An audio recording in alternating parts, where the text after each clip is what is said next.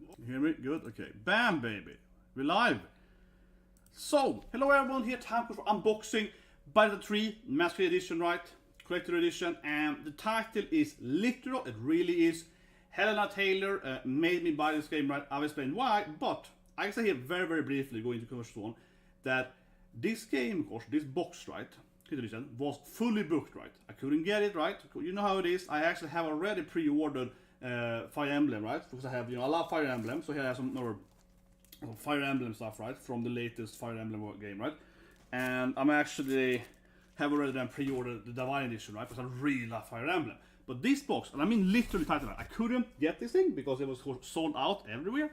But thanks to Hellena Taylor, right? And her controversy, the whole idea that she's like, blah blah blah and so on. That of course made some people actually, cancel their pre-order, so I could buy this. I actually literally mean titled it. If she hadn't done her videos, I wouldn't be able to buy this thing because it was sold out everywhere, right? The actual, of course, collector edition. But sure, I could buy the normal version, right? And so I will talk about the controversy with her a little bit, right? And then I will play the game.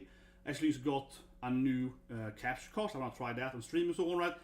And I will say this thing though, I bought a capture card, and also a little bit of this game here is that I wasn't actually planning, honestly, to probably play Bayonetta 3 right now, because I'm really hyped for Pokemon, of course, coming soon.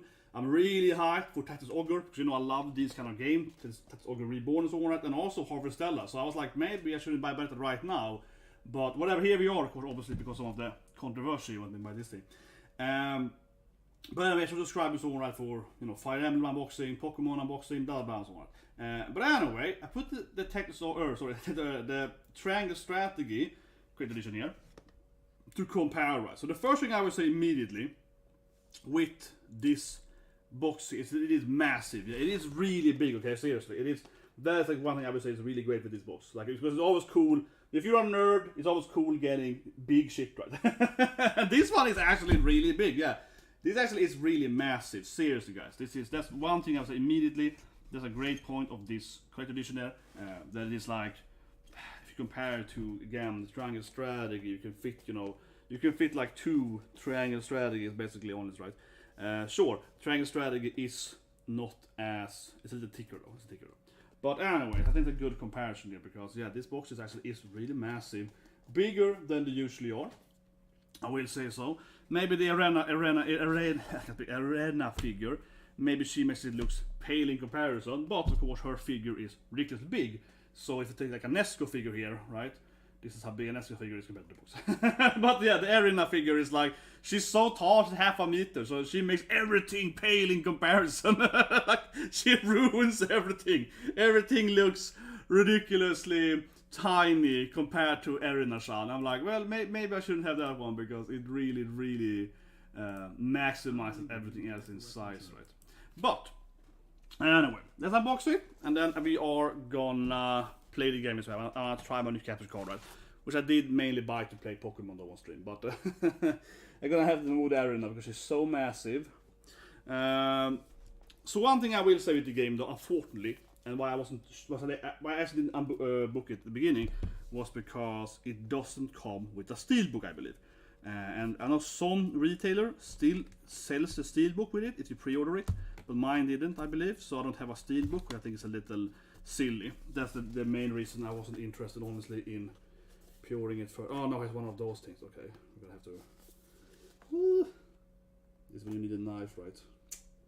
Didn't see the thing first. Maybe I can pull it off. Yeah, I think I can put it off on this plastic. Yes, it goes. Okay, nice. Very slowly. Don't ruin the box, right? There we go. So it is quite sizable, right? Yes. But open it up, like that, Okay. I think I make a nice stand, right? Oh, no. There we go. Yeah. Oh, it actually is quite heavy, seriously, it probably weighs a few kilograms. But there we go, right? We got the full box there. It is really big again. Compare it to, for example, here's a steel book of Resident Evil 6, right? For example, this is typical 6. You can see the size comparison. So again, as a big ass nerd, right? I love how big it is. Yeah, I love how massive this box is, right? For example, if you buy an arcade stick, right? When you buy like a mad cast stick or whatever you have, those are also massive, right? Because that stick is pretty big, so you buy the boxes like freaking this big, right? It's cool to have. I have a Quamba stick, boxes like freaking gigantic, like my size, right? But anyway, then we get here, right? We get the inside of it. Looks like this. It's like a stance, I see, so you can kind of put it out, like a painting, I guess. Let's start with, you have the game. Right, of course, the actual copy of the game. We're gonna have to put the game in sword, of course. As I said though, I do find that to be the only real minus of this unboxing, right? Of this game. You don't come with a Steelbook edition, right? And I'm gonna ask or whatever where I bought it, maybe a Steelbook, because I know where I bought this thing, they actually do send the Steelbook if you buy the normal version. Yeah, which to me is also really weird, right? So if you buy the normal version, of course less, of course, as a pre-order, you get the Steelbook, but you'll get it with this game. So that is really weird. It depends on where you live and so on. I think in some places you also get the Steelbook if you pre-order it. That's the biggest minus, I would say, for this edition, right? For example, the Fire Emblem edition coming next year in January, that has the Steelbook, right? And I believe, like with, for example, with Triangle Strategy, you have the Steelbook and so on, right? Yeah, very, very weird not to get the Steelbook. But anyway, let's go here. I have the art book. I believe, no, it's where is it? It's the art book probably. Maybe it's under this thing. Okay, what is this thing? No, this is probably the stance of the figures, right? So it's like a little weird opening. I'd open this thing. As always, it's a big brutish guy. I'm afraid of breaking everything. It's a big guy that weighs 300 pounds. I'm always afraid of breaking everything when I open it. I'm always afraid of breaking everything I buy. You're always so afraid of like, oh, please don't break. Okay, so it's one of these boxes you can change. I guess this is kind of how they look at it. Instead of giving you the Steelbook, you get this thing, right? And then you have different changeable book views, right? So this is like sure, this is kind of the elite Steelbook, I guess, right? Because then you have the different gaming version, right? So you have the different, so you can change this book, right? For which game you want. So sure, that's kind of how I guess they have reasoned here, right? That you have, either the B3, B2, B1, kind of a new edition, right? I guess that's kind of how they have motivated not giving you a Steelbook, right? So instead you have your own kind of manual, interchangeable Steelbook in that sense, right? But I still think that a Steelbook is kind of what you expect, right? That being said, I only paid like what, $90 less than that. Given today's currency, I should probably put them back into this one. I can do this later. Right? I have to actually pick one, but I'll do it later. Easier to put them back in again. I guess with today's currency, what did I pay? The dollar's pretty high. Well, I guess it's like $90, but probably less than that. Maybe like $85, something like that. So I think it is a pretty cheap collector edition, though. I paid a little more, for example, for the what's called Triangle Strategy. Okay, so now we have the big thing here, right? We're gonna unlock the big massive box here. It is pretty heavy, right? It is pretty heavy per kilogram. So you can lift this thing, right? Kind of classic. Get this one free. Has a nice addition to its side and so on, right? So yeah, pretty nice work. And then of course we get the actual art book, right? Which is the big thing, of course, of this collection, right? So you get this massive art book. And this art book is heavy. It's 200 pages, right? This is actually, this is like a real massive book, right? It really is a nice art piece, but you can really feel how heavy it is. Like it really is like a couple of kilograms. So it is not a tiny, I believe it's like 199, 200 pages, right, of the art of Bayonetta. So this is like obviously the big thing, right, for this for this collectible. Yeah, it is really, really massive. And then you also have the stand. You can open up here in the back, right? So I can show you this in here, right? So you can actually put it as like a, what is it called? A diorama or something. Yeah, a diaphragm, right? Yeah, you can open it up. I believe this is a little weird though. I want to break it, right? So it's a little weird here. You can push. See, that's how it works here. You can push like this, I think. This is a little tricky now. I don't want to break it. Keep saying it, right? Yeah. Big guy, man. Big guy. Okay. You press it like that. This actually was pretty hard. Okay. It actually was pretty hard. I gotta open it somehow. Okay. There we go. From this side easier. Yeah, from this side easier. kind of point it out like that, and then you get like a stand, right? So you can have it standing like that. I'm trying not to break it though, but yeah, I'm trying not to break it. But then you get like a stand, right? And then you can have all the display. So let me just put it slowly like that. Slowly like that. Yes. Now we kind of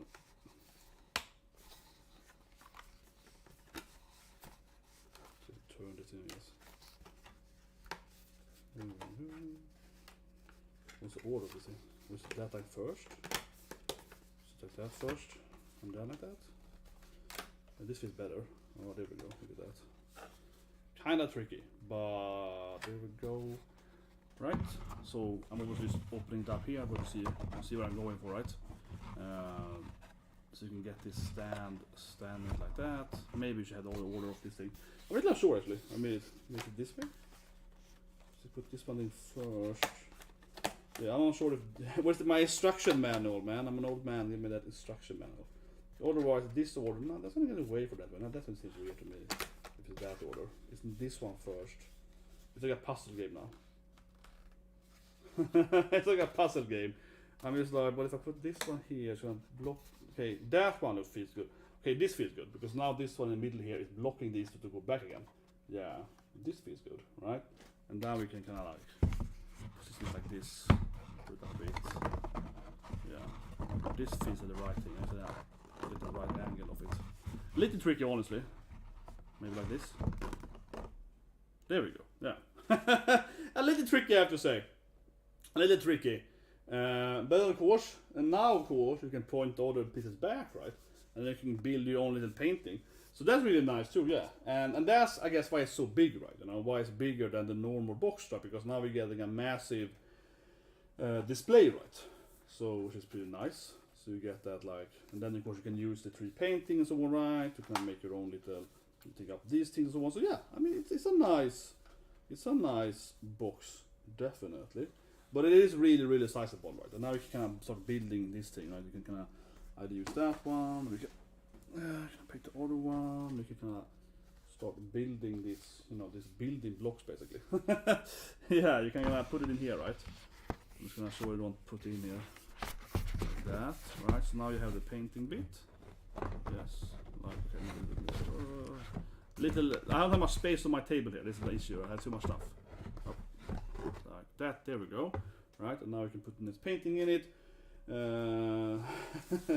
or something else, yeah, or something else, right? I got them in the display here. But anyway, that's kind of is the general gist of like the box, right? But yeah, it is really, really big. It's really sizable. I like to have this thing, right? You don't see it too often. So, but I like when they kind of give you something extra, you know? When you give something extra. So this is fun that you can build your own little, yeah, table paint. This is fun. If instead of compare it to, because I had it here earlier, if you compare it to Triangle Strategy, this one instead is a book, right? It's a Grimoire. There's a cool T2 I think. That's why I bought this one like that, because the actual box is a Grimoire, right? So you buy that one, and then of course the stuff is like a, it's like pages inside of it, right? But this stuff I think is really cool in that sense, right? It's way tinier, but yeah, it's cool that it's like a Grimoire, right? So you can get the feeling of it. You can hide in your own library and so on, right? So it's a cool steel book, right? So I like when they do something like this, definitely. I love the shit when they do something extra, right? And do it to give you a little extra feel to it. Okay, so you have a painting stand now, right? So that's really nice. Absolutely. But then of course, let's go for the art book, right? So you got the art book, it's massive. You'll go through it all here, right? I'm gonna open it, but I'm gonna go through all of it. Actually, it's very tightly. How to open it? It's very tightly plastic. This is one of those like you can probably use to resell this one instead. Yeah, you open this up and like I can sell the paint art book. This is like half the value of the art book. Something like that. Man, it's actually pretty hard to. It's really tightly sat there. Jesus Christ. I'm almost like regretting it. It's like God telling me not to open this thing. You can one day resell this art book for $1 million, just telling me that.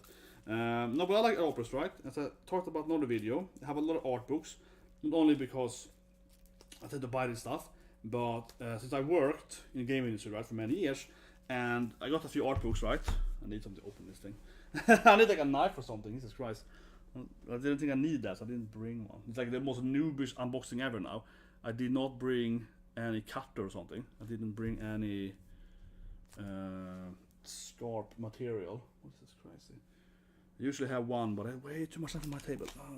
Okay, there's something. There is something. You should have something, right? But yeah. So basically, because I work in the game industry and I had the opportunity, right, to buy some art books through the office. Like you can buy, you know, like they got like $100 per year to buy stuff or something. You can actually buy game stuff and so on, if it like art books and so on. But also, because I worked in one game company that went bankrupt, right? This is many years ago, but it went bankrupt, and then they basically were like, "Oh, you can take every stuff we have in the library." So I just took all the art books and all the stuff. So I got like 20 art books, like Tekken art, Street Fighter art. I got like a huge collection of art books in this way. It's crazy, of all old games then, right, that the company had bought over the years. And when they were like, yeah, going bankrupt, they were like, okay, whatever, people can just take this. Yeah, and I also taught also like 30 games too.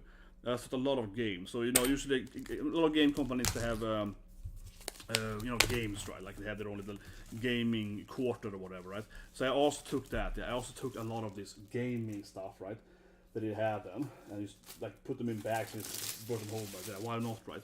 But here we go. We got the whole art book, right? This is the big piece, right? I know the Fire Emblem one is a similar thing too. This thing here, won't go over all of it, of course. But I also have stuff, right? You know, I've been working on my own art, right, recently.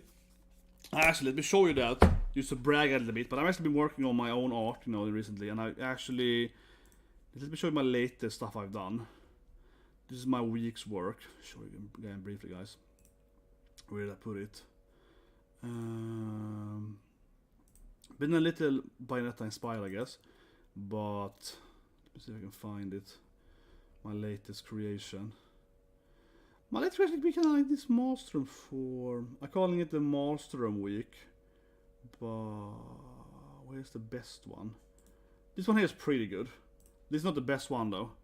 But this is kind of what I'm working for in the latest week. This weekend stuff I'm working on. This week, yeah, this kind of art. Giant Carbodias movement, something I call them. Something like that. But I have a better one, which I'm really happy with, which I've been working for the latest few days. Where the hell is it?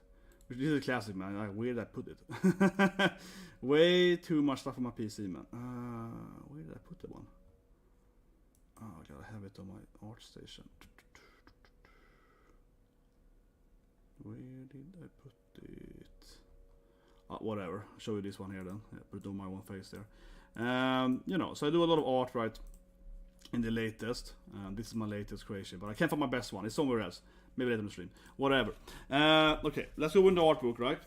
And, you know, I'm the guy that genuinely like to sit and look at how they will do the enemies, you know, how they will do the demons, right? You know, I'm the guy that genuinely like this stuff. Like, honestly, not this for collectible, right? And one art book I really want to buy is the Tactician art book that isn't coming with the game next month, but it is coming next year, I believe, right? Because I kind of like to see how the artist, right, has kind of, you know, designed this thing, right? So you kind of see this stuff, right? Because as I work for this stuff myself, not as an artist, but as a game designer mostly, but still, you know, yeah, I like kind of see how the art kind of evolves, right? How the character works. So I don't want to get spoiled too much, though, right? So I don't want to look at all the art here. And also we can't. This is a really fat art book. It's really heavy. It's 200 pages, right? So I don't want to. We can sit here for hours. But like this stuff, I think is really interesting, right? We can see how the artist has worked on her makeup as well, right? We can see how they have like discussed. Oh, should it be pink? Should it be, you know, maybe she has blue lips? You know, should the highlight? Should it be this color and so on? So I love this shit, honestly. I can look at this stuff, right, and actually really analyze it and actually, you know, genuinely it's interesting. I think a lot of people, not to be that guy, but I think a lot of people buy this stuff, right, and they don't, you know, care. It's just collectible, right? But I actually do like the art, and like I mentioned, one of my favorite artists is Akiko Yoshida, right, with Nier, Pet Dogger, FF12 and so on. So I'm really looking forward to buying that art book of, as I mentioned then, Pet Dogger Reborn mostly. but you know, so you can see all this stuff, right? But it's interesting. Maybe see all the demons. See, it's really big though. And ooh, here we go, some waifus. They need to how to make the pantsu. Yeah, here's the money. Here's the money, man. Here's the money, man. how they draw the pantsu, the wedding dress, and so on. Here's the money. But okay, we can't go through the whole opera, guys. That's gonna take forever. Right? It's gonna take forever to go through that.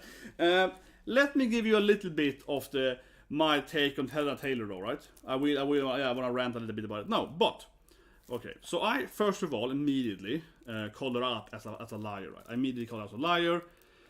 I said that she was lying about the thing. I was never on her side, right?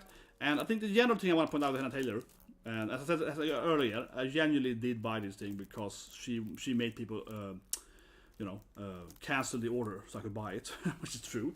But mostly though, right, with the Hellena Taylor thing, is that I immediately, right, it irked me the wrong way, because she come out, and it's like, boycott the game, right? And what I'm thinking immediately is that if you're a game developer, especially if you're a game designer, you're all having a really bad salary, right? Let's be honest here. Everyone in the TV industry, not the game industry, movies or has a really bad salary, right? Except, the biggest movie star, right? Chris Pratt or whatever. But everyone, that is recording Chris Pratt, the guy that's standing, the woman doing the makeup, whatever, they all have shit salaries, right? Everyone knows that. What can I do this for? Yeah. But, so, we all know the salary is shit, right? We all know the salary is shit. Using my Nintendo, look at this. I used my Nintendo footer, yeah. It's very Nintendo, this stream here. But anyway, right? So we all know that everyone's underpaid, right? It's not interesting. So her coming out saying that, oh, I'm so underpaid, I made know it's bullshit, because a voice actor actually has pretty high pay, yeah. And even without knowing the full truth that Bloomberg later exposed with her, I knew immediately day one, as I called it out immediately, that $4,000 is actually pretty high pay. So I worked as a voice director, right, a couple years ago. And when I was a voice director of this game, we had VAs coming in, and they did all the work in less than a week, right? So we had 5 voice actors, and I also voiced a character in the game, for the game, and they did all the recording in, again, less than a week, right? So I knew that $4,000 is probably a week's work for Better 3, right? If it's only that thing. So that's why I knew that it's mostly probably 2 weeks, right? So I knew that she was like lying her ass off, because I was like, come on, like $4,000. And the thing is that I say over and over again to people on Reddit, Twitter, whatever, right, TikTok, so on, is that you have to, I think it's a hopefully lesson for everyone to criticize in the beginning, is that when someone tells you $4,000, right, in what context, right? If I tell you that I'm gonna give you, do the X thing for me, and you get $4,000, but in what context? You need to know what is the context of the $4,000. Is anyone just saying $4,000? That doesn't mean anything. So I knew she was lying immediately, because that's an obvious lie by omission, that she didn't explain why she's getting $4,000, or for what reason. Is it 1 day's work? Is it 1 week's work? Is it 1 month's work, right? She refused to elaborate on that. That tells me she's a liar, because, like that, why wouldn't you say that, right? Because then she's obviously hiding information, lying by omission.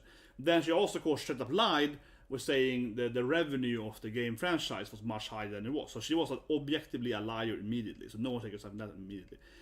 But even more so, I want to point out, right, as a game designer myself, right, and a game developer and so on, but mostly a game designer, you're underpaid, as I mentioned. Everyone's underpaid, but the dream, right, is to make a good game. Like, if I went in this game, my, desire, right, is for you to play the game and, of course, enjoy. Let's say I made this ice dragon, right, and I want people to enjoy the ice dragon. That is the fun, right?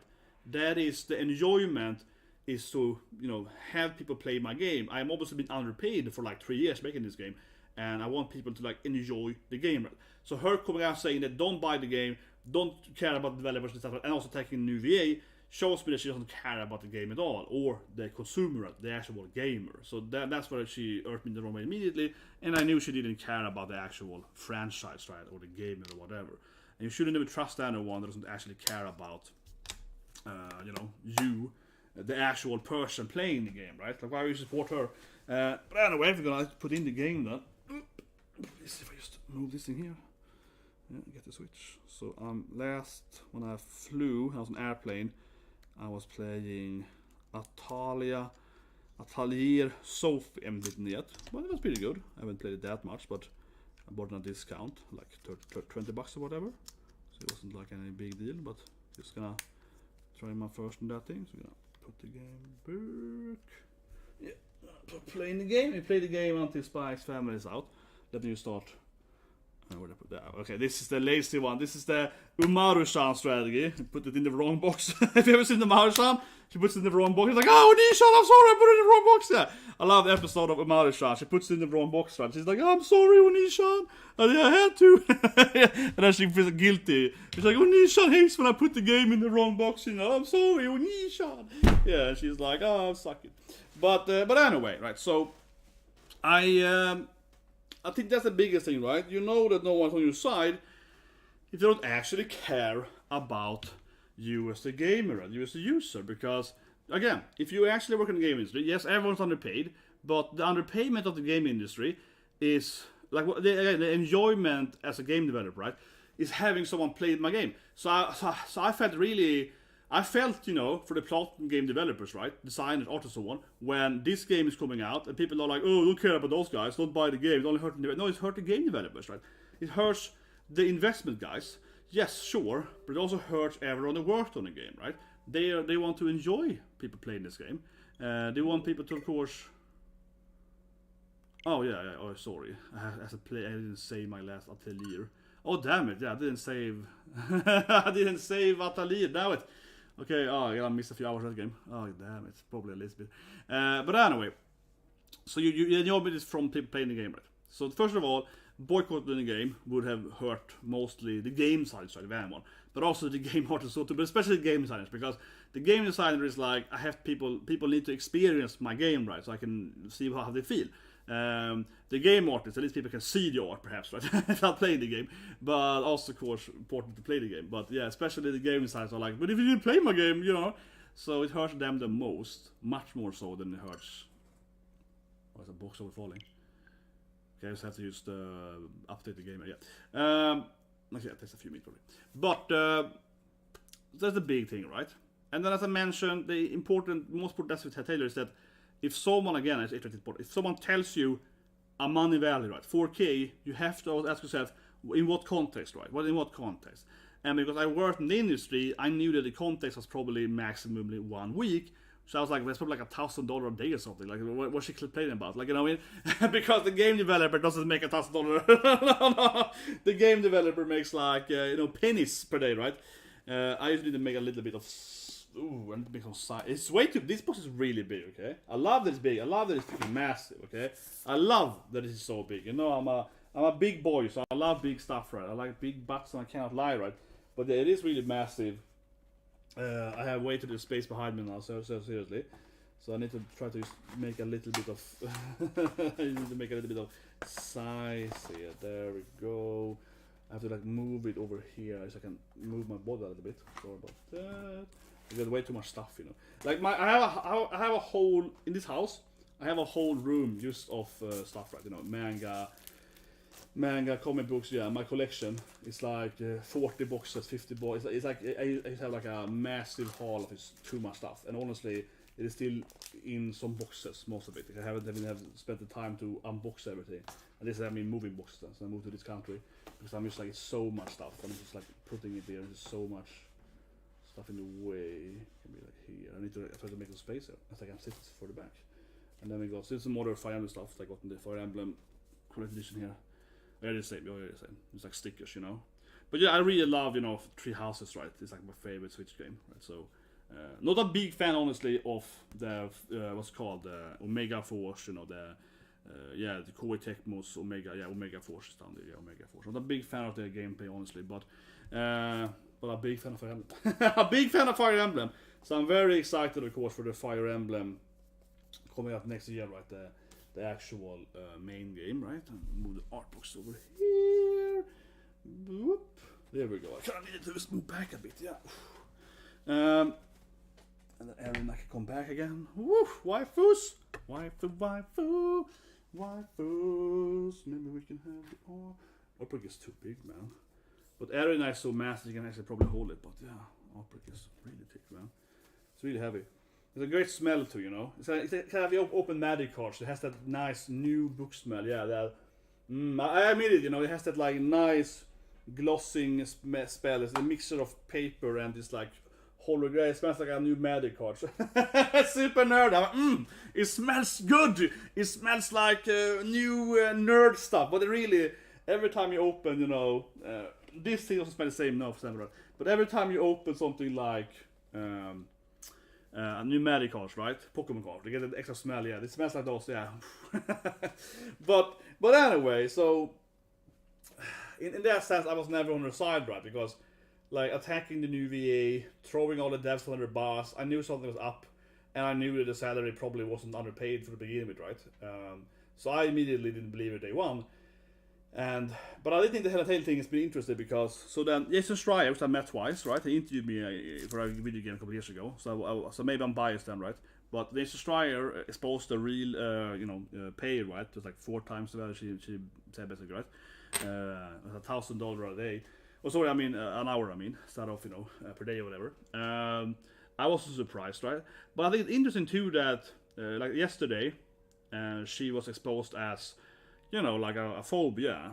So too much here, right? But she's political, yeah, very political. She was exposed as very political yesterday. But I think that was interesting because immediately, day one, I was one of the few people being like, "Oh, she's lying, right? I'm in the game industry. She's lying." That was like my point immediately. This is how the game industry actually works. She's lying about this thing. Union pays this thing. I was like, lie, right? From like an actual like, this is how the industry works standpoint, right?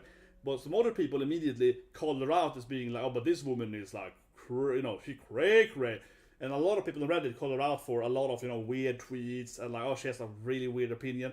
And I said in my first video, I was like, I think this seems to be really cray, but whatever, I wanted to focus on, the game industry and the actual math and so on, and the actual, like, revenue, whatever.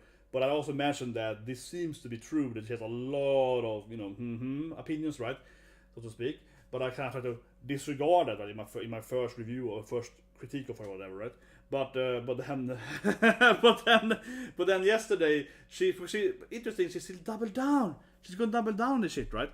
So she went like super double down and was like, "I'm gonna tell you this thing." So anyway, this might be weird now because I pressed the game. Let's see. Yeah, you see me instead. Let's put that away. Okay, you see me instead. But here, there we go. Yeah, so that wasn't that hard. Yeah, see, I did this earlier this week. New capture card. So I did this earlier, and I'm just gonna increase the bitrate setting so the gameplay is gonna flow better probably on stream. So yeah, I just bought this new streaming card, right? So I don't know exactly how good it's gonna be here on YouTube. This is a test run, guys, and mostly I want to play Pokemon honestly, right? I'm a big Pokemon fan, right? So it's probably easy for me too. But control connected. Come on. Maybe because maybe because Jesus Christ, because I moved that one. There we go. Switch. I love the Switch, but sometimes, right? But here we go. We're gonna play the game now. Yeah, we unbox it, right? Again, I'm happy with the size. If anything, it's like everything bigger is better. Big buff, big oppies, right? Yeah, the box is massive. The Erina ruins it because she's so big too. But I'm happy to play the game. It looks good, right, on the stream. I think so. I just bought this card this week, right? Like, yeah, I bought the card like a few days ago. This is the first time I'm streaming actually on my Switch here for this new card. So, tell me if it just looks bad, right? I guess we can put it harder, maybe. Obviously, I love playing him. I mean, I love this game. I played Devil May Cry and so on too, right? No, it's just maybe I have to beat the game first. I was thinking maybe it would be like a, hard mode or whatever. Maybe it's like the first game, you had to beat the game first. But didn't you have the first... Was that naive angel mode? Oh yeah, so it's like reduces the oppies. Angel mode? What is this? This is the worst thing ever! It's like, what? It removes the boobs? What? It is the worst thing ever. That being said though, I am not gonna play the game in English though. I'm gonna play it in Japanese, of course. So I think that's kind of funny too, right? Oh, display language. No, display language. Where's the Isn't that the language speaking? Display language. It sounds like that would be the UI, right? Subtitle language, Ruski. What? Oh, it's sound. Yeah, I'm an idiot. Here, of course, yeah. So I pointed out too, right? I think it's kind of funny too that I'm not too much about the Taylor, but honestly, that she's like, I am Bayonetta, and she's so entitled. But come on, we all know that us otaku weebu guys, right? You know, me, I like video games. You know, you guys like video games. We like anime. We like our waifus. Let's be honest here. I got my Ghislaine shirt on me, right? And I made so on. Let's be honest here. I am most likely gonna play the game in Japanese, and the English voice actor doesn't matter. Let's be honest here. The English voice actor doesn't matter because we're gonna play the code with English text or whatever, but we're gonna play it in Japanese. Let's just be honest here. Let's play the game, but we are gonna play it in English with Japanese voice actors, right? Who many people actually do play it in English voice actor? I think very few actually do that, right? But let's play the game. Oh yeah, here we get XP of course. We're gonna play it with standard. What's that? Oh, that's the alien mode. No, we're gonna play with you know, up eyes and butts and everything. Yeah. Just visible. Probably like that. I like to have a little. I don't want to go like super slow. I think some games get to be better. How does it look on stream, guys? I'm gonna have to. Desktop audio is off. That's probably good, right? Let's see.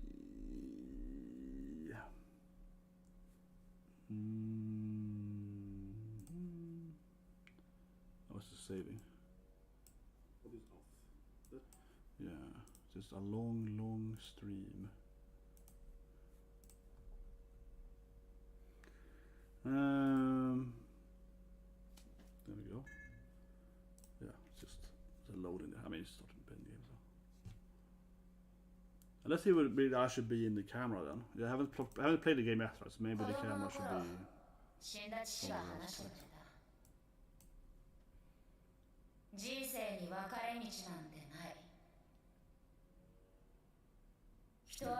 It's from Japanese, guys. I'm sorry, but I'm just like imagining Hellena Taylor Controversy salty. I am the voice of Bayonetta! And it's just like, sorry woman, I don't even play it in English either way. I'm a weebo, okay? I'm a weeb. I play it in Japanese, okay? I'm not even playing it in English. Jennifer Hayler probably did a good job, okay? But I'm just saying that, I'm sorry, but I'm a otaku. I play it in Japanese, okay? I'm not even gonna bother playing it in English. I know she actually voiced the first game, and the first game didn't have Japanese. I know, but I didn't, you know, there's no way I watched the anime or whatever, right? There's spin-offs in English.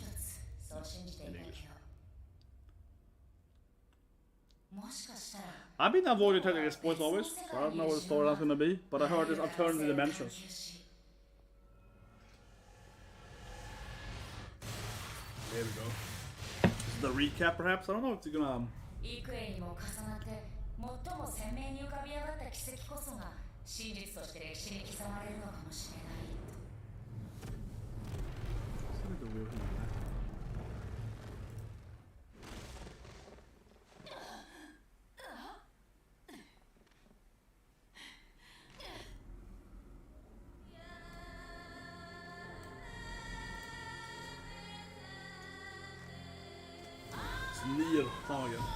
Here we go, baby.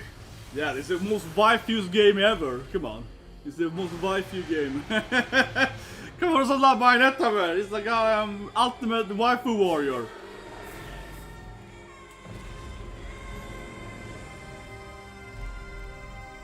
This game is good, man. Immediately, it's like start with a big ass boss fight. Yeah, no holding back. I was starting the first game too, right? It immediately is like you get into the action, it's cool fight, it's Kadyu's fighting, and there's no like, you know, this game doesn't hold back, right? Bam, baby.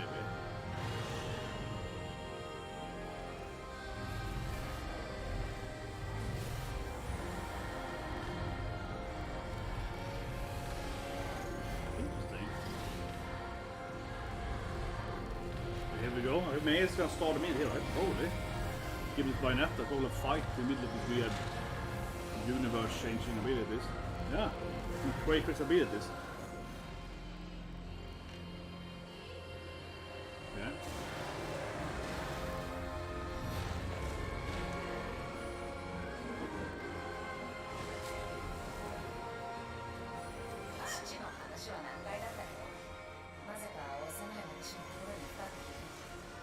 If you can't fall down, if you jump.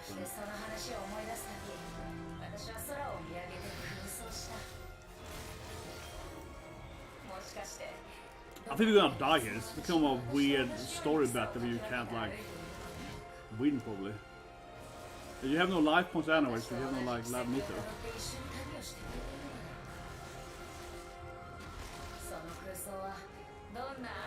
Oh. Yeah, it's kind of an anime. I like how it's just very open about it. Yeah, this is very anime. He's like, oh, you like an anime, quite the shit. It's card use, it's space. Oh, you're playing as the dragon now? The behemoth? Man, this is badass. Oh, can you avoid shit? Or can you jump? Yeah, this is why I like the better game. It starts immediately with some crazy ass action, right? You're playing as a dragon, fighting this, I don't know, giant angel mecha or something. It's just like cray-cray. It's like massive cray-cray immediately. Yeah. Right? And then you get in here. The game is just weird, man. Oh, oh. It reminds me of the fight in Nier. We fight Adam in the box hell place, the city. We talk the box with you. Obviously also made of course by PlatinumGames. Yeah, similar, more vicious stuff. Oh,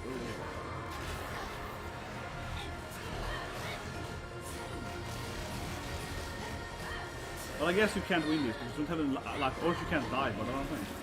It seems like a story battle where she's gonna get outflanked.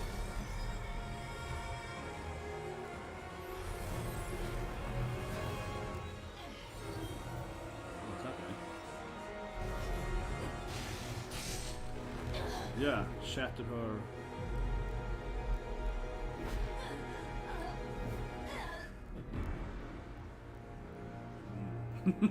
This is why I love this game, man. It's just butts and ass.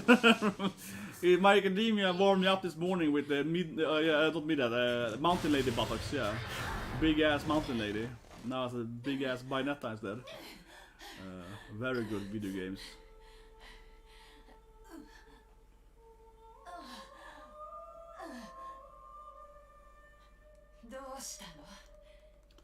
Yeah, I think we're gonna die, right?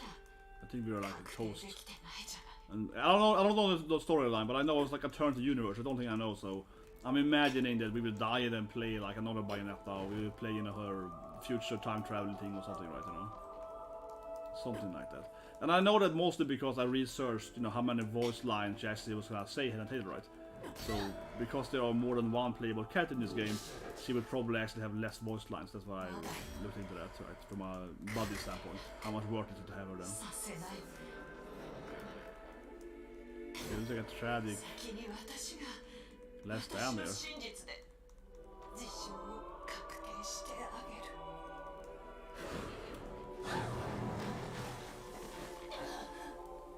I have to get them kudos to basically killing off the main character immediately. Yeah, I mean, they're like, oh, you died. You lost your character like the second game started. Gutsy storyline.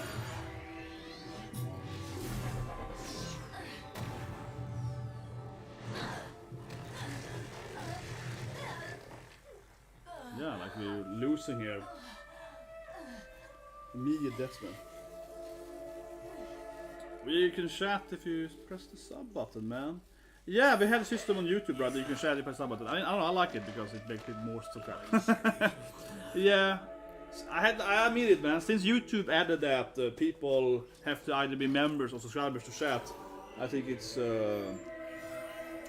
just honestly just a way better thing because it gets people that are watching your live streams.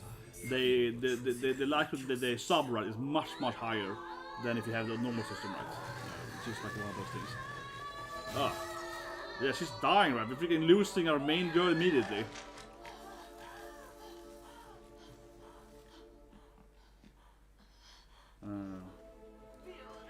But yeah, that's a great point. I should not say that because we talking about the title, right? This feels that this is probably what she would voice, like yeah, because Bertha's dying here. So like, what was she actually gonna voice? Probably this, right? Like they used at the beginning of the game, because now she actually died. Bam! Right, we lost Bayonetta. Exactly. So now you would be like, what more would that woman voice? She probably wouldn't voice this thing.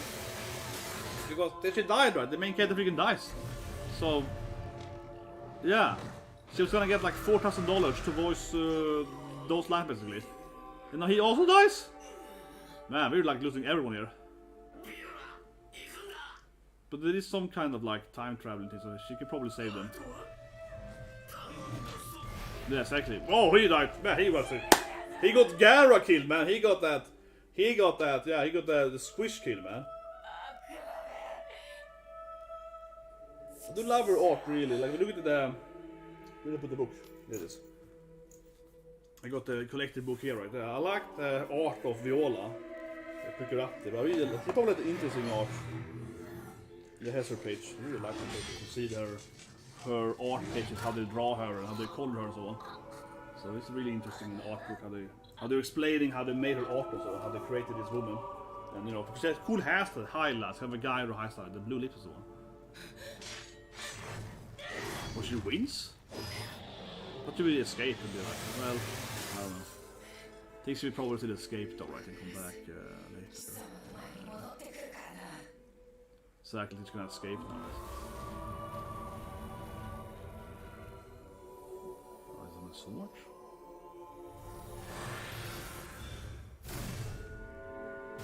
Yeah, she's gonna escape, yeah. So we can play her out. But that's what I was thinking too, that the whole Taylor thing, right? Taylor was probably only gonna voice what we saw here. She's probably only gonna voice Bayonetta, and then she dies, right? Now we're playing as Viola instead. And I guess Jennifer Hale is voicing them both or whatever, right? In something like that, but yeah, it feels really weird. Here we go. First stage of the game.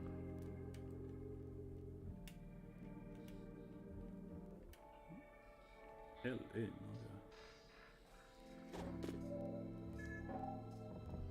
They put the wrong thing now.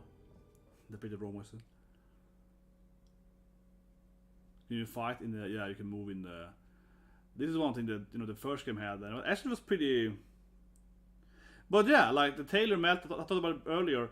I think it's so funny too because she really doubled down, right? I mentioned that earlier this week in my tweet and so on. That I think it's interesting how she used melt. She really has a meltdown because I felt she was unhinged from the beginning, right? I called her out day one. I stand by very strongly, right? That I was one of the few people that said she was lying day one, right? That was actually pretty nice. Sega! They needed that Sega! the retro. They should have had that retro, you know, they played Sonic games. But that actually was pretty nice. Yeah, this actually I like. Yeah, the Sega, Nintendo. Okay, yeah, I like it. Yeah, it's like a little. Yeah, PlatinumGames. Okay, I mean, come on. That was pretty nice. The Platinum game, this thing, and Sega, and yeah, and little aliens and so on. Come on, that was cool. But yeah, anyway, yeah, she had like a really weird meltdown where she. After you got exposed, right? Which, I mean, I called out in this lie immediately, but after the Bloomberg exposition, right? Then she just went, you know, really went downhill and was like, but I never lied. I didn't tell the truth. But but I never lied. She interesting also to follow. If you go on Twitter and follow Taylor's meltdown, it actually is really hilarious because every day she basically doubles down harder, right? Triple downs, quadruple downs. And every day is sounding more and more crazy. She's like, oh, you should give all the money. Because the latest thing now is that she wants you to give all the money to, you know, anti-abortion, you know, all this stuff, you know, yeah, like this, like MAGA stuff. And it just keeps going down, right? But yeah, this is nice. I like how they're giving all the credits here. They're like adding in the people working on the game and so on, right? You know, giving the different, you know, Nintendo, Sega and so on. Yeah, so on. I mean, this is nice, yeah, they're adding in. But it's like Bayonetta when she's younger than before she met, I guess, they didn't tell them meet. Like she ignores him. Director, yeah, but this is actually pretty nice, man. This, you know, it's a nice way to add everyone's name into the game here. Nice. I like the.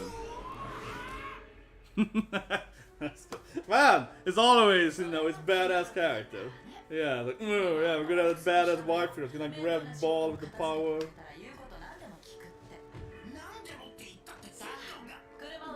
Yeah, let's go. Stop talking and drive me. Classic, like, you know, powerful Bayonetta says always. Yeah, shut up and drive me, man. Oh man, this is why where's my Bayonetta wife in real life, man? Exactly, freaking waifu, man. Most waifu game ever.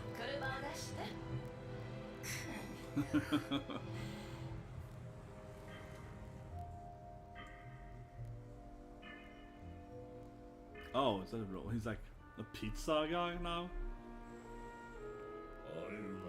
But this is some weird, like, he runs a pizza place or something? Why? One thing I love in the better games is that this is probably turned into a car race or something. Yeah, I was like, this is the first game, right? That you know, one stage is gonna be like riding a car or missiles, right? I always like that, yeah. Devil May Cry 2, of course, these days, right? Yeah, like on this stage you're gonna fly on a rocket or whatever. Certainly it's gonna be something crazy like that. Probably, right?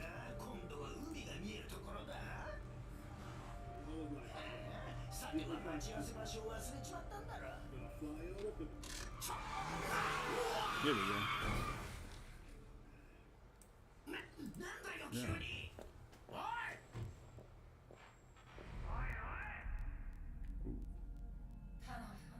Oh yes, no we go. It's like some kind of time distortion. The storyline is gonna be wacky as always. Definitely gonna be wacky. Oh, I see. Like a time crack or something.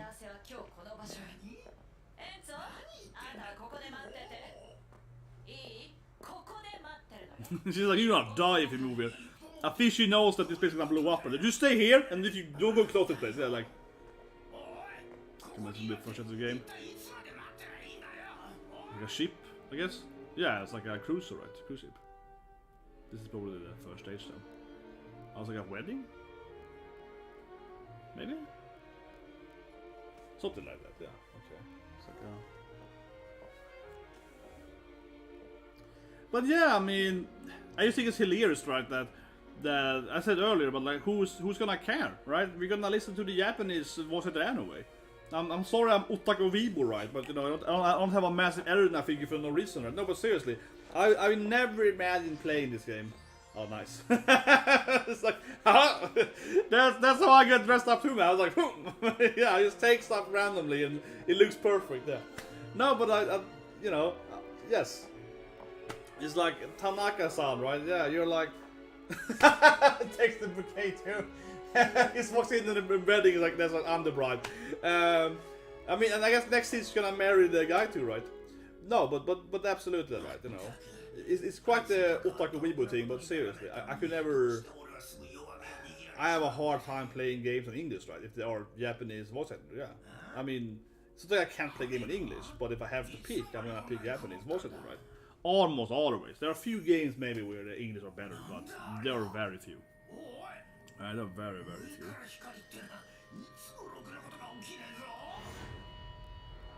Oh, here she comes, of course. No, the time traveler. Oh yeah, okay, so it wasn't that he was in danger. Yeah, don't move because you're gonna grab her. Okay, yeah, that makes sense. It was either like, you know, don't move because things are gonna fall on you and you will die, or yeah, don't move because you're gonna save her. Bayonetta was like, yeah, you sit there and wait for her to, yeah, land on your body. No, it's gonna be like, you creep. No? Damn it. I wanted the otaku, I wanted the Sonata a bit. He actually is basically a taxi driver. He is though, right? Bayonetta, yeah, come on, let's go to Bayonetta. He got some opparts though. I know what he's complaining about. He got the waifu landing there. This is like fast camera today. More or less, right? Oh, here we go.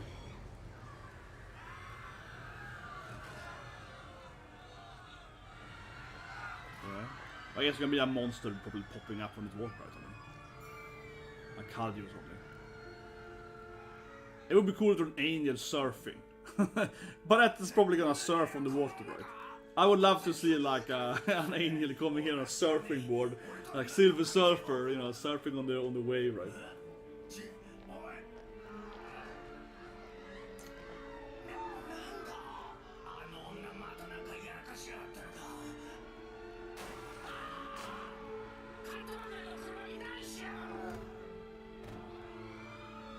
Maybe we should drive away from him.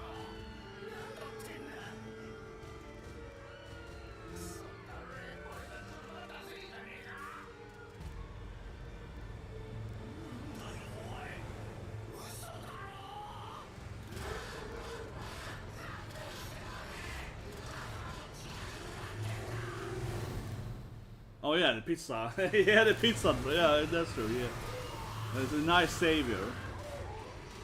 Maybe. But that's true. Yeah, this pizza truck.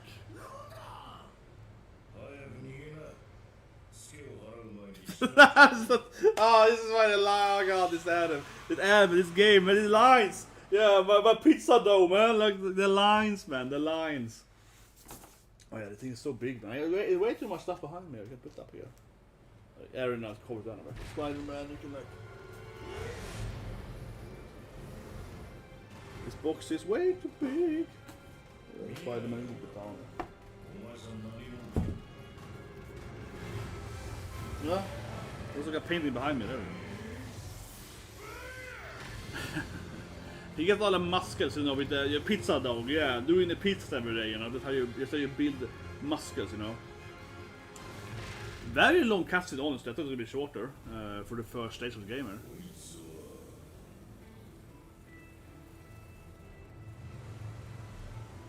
Now she's surfing. That's what I'm waiting for.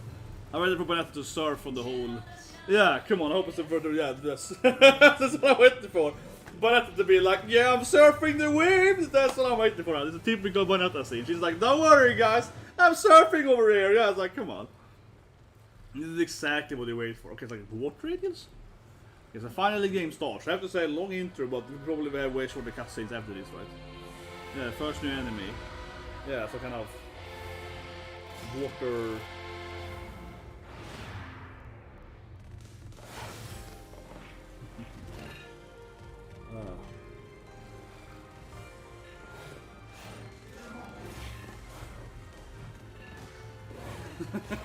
But the thing is though, right, this is, I mean, I also too much about this stream, but this stream I will focus more than all the streams of ever this game, is that how much is he speaking here actually, right? Like the actual voice lap and that is like almost nothing. Obviously the game animated, right, technical animated, they have a lot of stuff to do here, right? The animated, artists, so on, they have a lot of stuff to do here. But the actual voice actress, she's like, huh, right? Huh! That's basically what she said, right? This whole fight scene. Huh! Like, oh my, here we go. That's gonna be like some kind of waifu thing, she does her clothes or whatever. Yeah, no, it's gonna be like, here, yeah, it's Bayonetta, man. She's gonna lose her clothing. Exactly, so beating her ass. Very good, very good. Very family friendly game. Very family friendly. We need some scene where it's like listen to her breast or whatever. Yeah. We need to have a scene where like, oh no, my pantsuit. That's kind of water based, right? Hey, oh yeah, it's so anime, man. This is why I like this game, man. This is the most anime waifu game ever, right? He spins around, he kills everyone. Come on, look at it. Bam, bam, bam, baby. Yeah, kicks them around and so on. It's the waifiest game ever. That's because I'm laughing how sexy she is. No, but come on, she jumps up and kicks them with like her crops or something. but using this stream, I will talk about it, right? You see anything, yeah. How much did she say in that stream? She had one voice line, right? She literally had like one comment. She was like, haha, I'm me, you know, yeah. It's literally, she had one comment. Like, Jesus Christ, you know what I mean?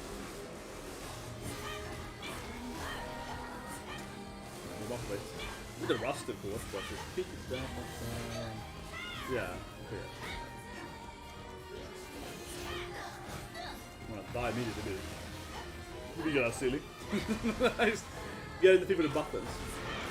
You know, as I played the Switch though, in this kind of. Yeah, I think it's more like used to playing this kind of games on Tactician, honestly, right?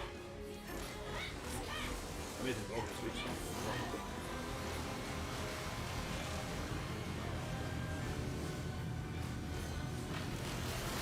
I'm just keeping my combo player.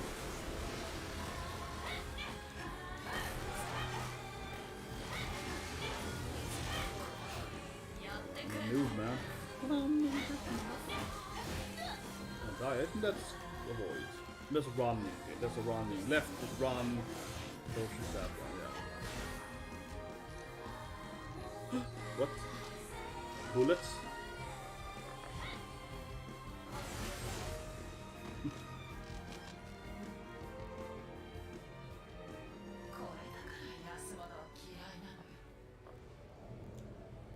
Oh, here we go. Yeah, yeah. It's gonna be a Kalju, right? It's like a massive alien whale or something. Like, how's he driving? I don't know. Rose is badass. How is Rodin driving on the water? He's just badass, man. He's just like, I can drive on water. There's no problem. He drives so fast. It's like the Flash. He's, you know, beating gravity by just driving really, really fast. Why is all his comments about food? He's like, I'm a pizza guy in this this world, so I'm like, it's getting too hot for the kitchen. Like every comment he's throwing out is like, oh yeah, gonna get my dog ready. Yeah, the kitchen is the get chef in the heat or whatever. It's like literally like every goddamn comment is like food oriented. Yeah, triple barrel guns. Only because no legs too. That's our Bayonetta, man. That's our Bayonetta. So, oh yeah, that's the post in the basically the video game poster. Yeah, that's it. Oh, here we go. Yeah, I saw her in the artwork earlier. What's her name? Like Madame Dean or whatever. She got butterfly.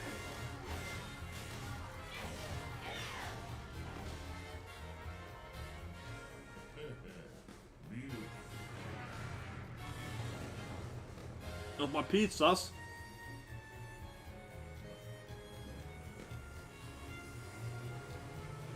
I'm gonna like get the pizzas. It's very important to me to get like. But I guess I feel the weapons though, given the earlier scene though. Not the pizza delivery man deluxe. There's the what's the pizza that one?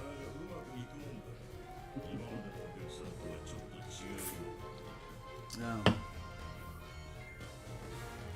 First boss? Maybe. Nah, it's probably a mid guy. Yeah, he's a big guy, right? Heavy.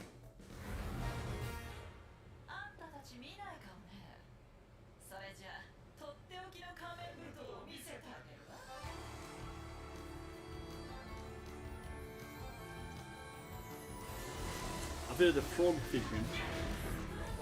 So now we have the butterfly like hold button. X. That learn the combo by.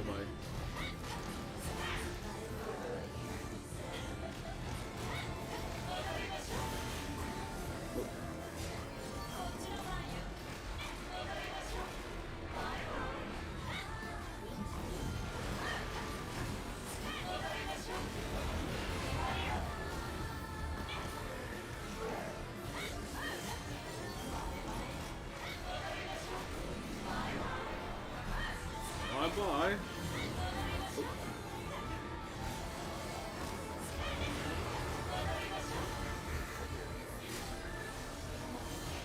Okay.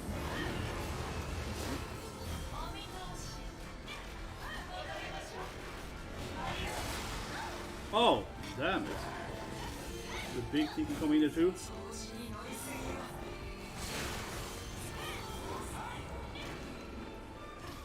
The smaller ones are way more annoying. They keep attacking you with more of one attacker.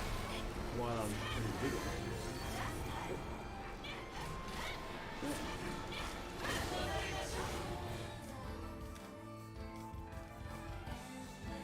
Oh, so they like, okay.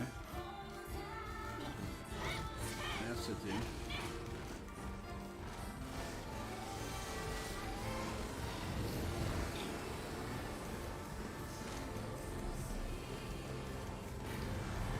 We're gonna avoid the big one.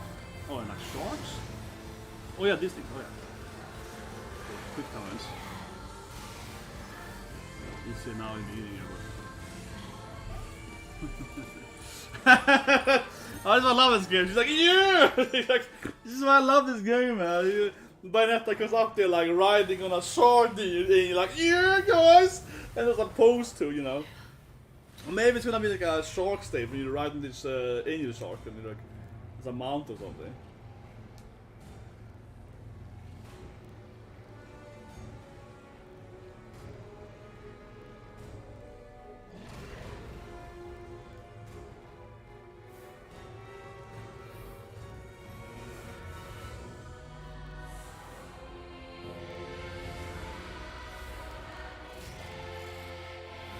Okay.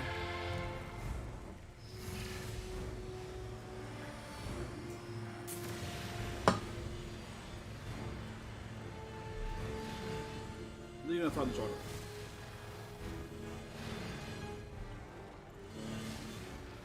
Life and Blast.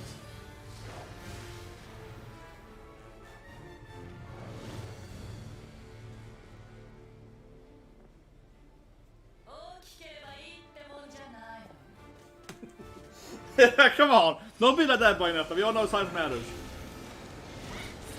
We all know it's about how big your butt is. I guess the water is coming after you there, or something? Yeah, you gotta avoid that, right?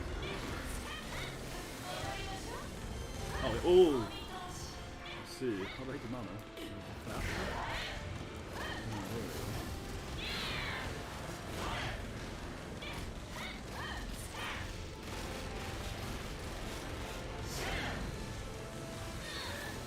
Läder on the green side.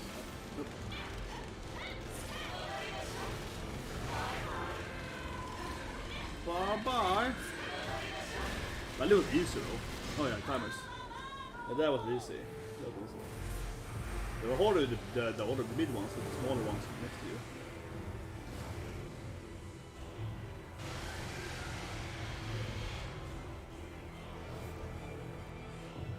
Yeah, put more on, you know. Sold them and go more on for. Spells hard.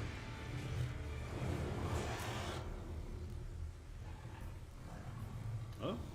What happened?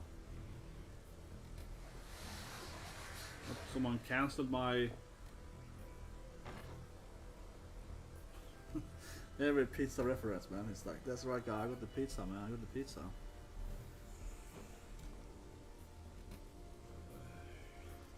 Yeah.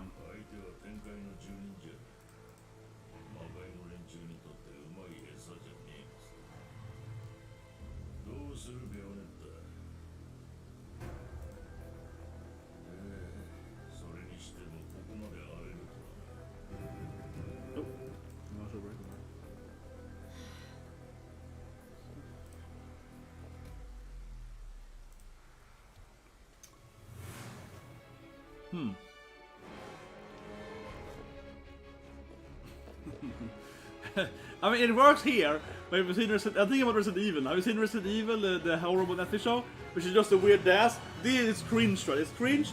Here it works, but it's like, let's go. Yeah, but that is like, desert time. It works, right? Yeah, it works in this show, it works. But in like a weird Netflix show, it doesn't work whatsoever. No, in a Netflix horror show based on the Japanese game, it definitely doesn't work. But here it's like, oh yeah. Now I'm just like, this is what I want to see. Yeah. Here I'm like, I can live with this. This makes sense here. This makes sense in Bayonetta strip. Yeah. Here it's like, yeah, this perfectly makes sense in this kind of context. Definitely. Okay. Oh, what's happening? Oh, I'm gonna control it now. Oh yeah, it becomes magic. Oh, yeah. But this is like I can fight on the same time with it, or I guess I'm just controlling it with my dance moves. I think so. I think I'm just gonna control it right. Or can I fight on the same time? So you summon by this one, right? Yeah, okay. And then you put it up. Yeah, and then it dances right. Yeah, exactly. So you can't attack on the same time when it's out, but you do your baddest dance, right? And that's where it moves. Yeah, so you can't like shoot and summon at the same time. I guess you can probably shoot into a summon or a combo like that. Okay. So yeah. If you played, I have that game called Astral Chain, of course, also from Platinum.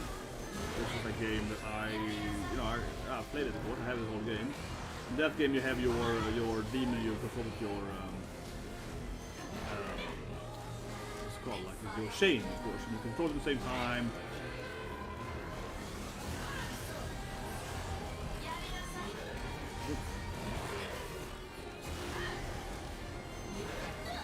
Yeah, but you can like how to avoid and dance right. Some up here.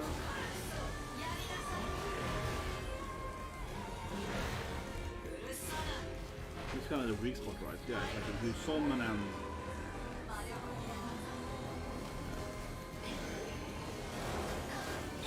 Oh shit, det är bara oj. Han die. First death.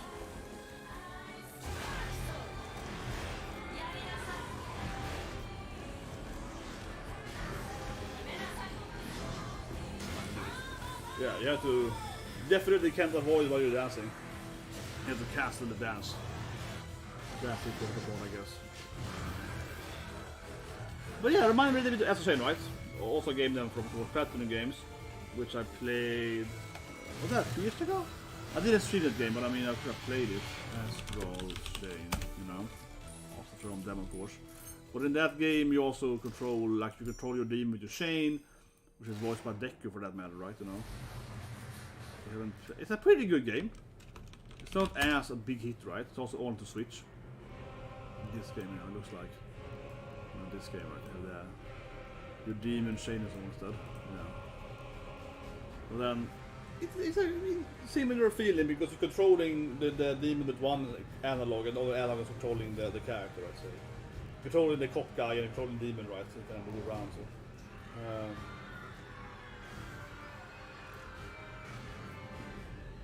When did that game? Like 19, 20?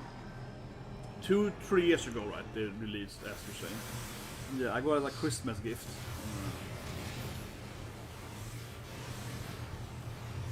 Years ago.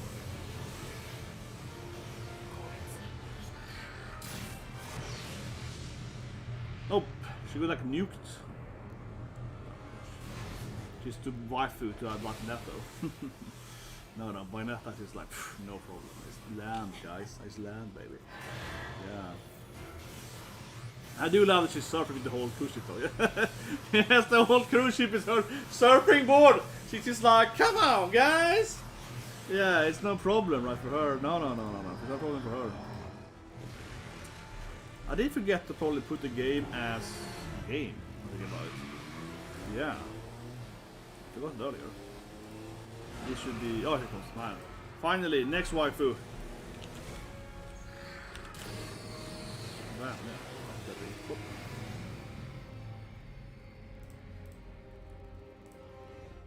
Yes, it's like, you got a little bit of a rescue there, of course.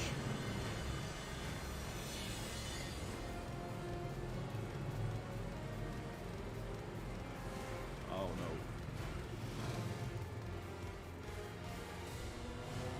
These things are massively destructive. But here we go, of course. Jane. Is she playable? I hope so. I hope we're gonna play Jane as well, right?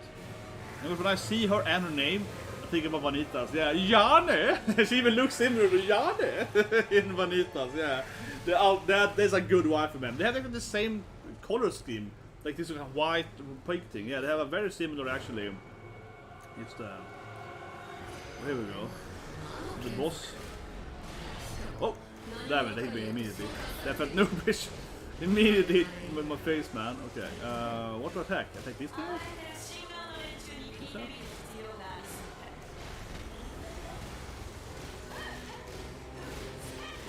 like an octopus with like ruby sides or something?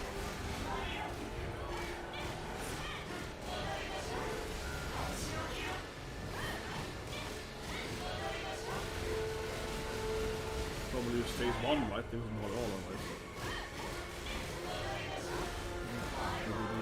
Bye bye.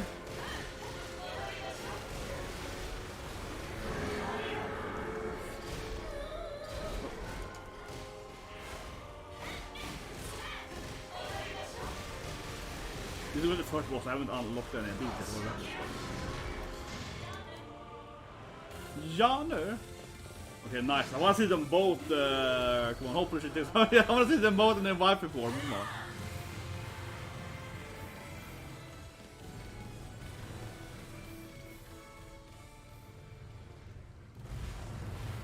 Probably the first phase, right?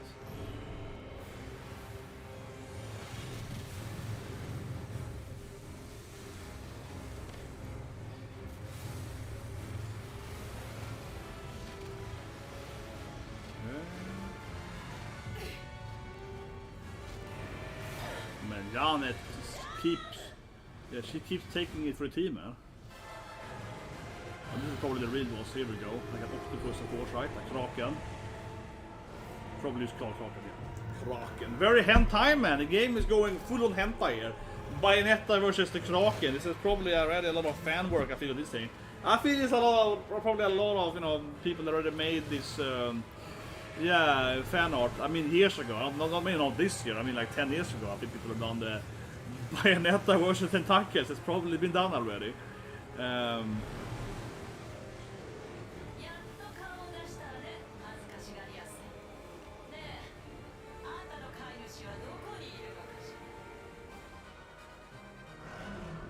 There we go, it's the first real boss in the game.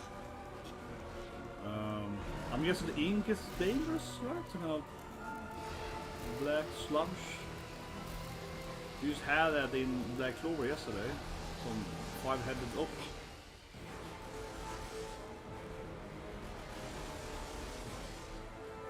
What about potions?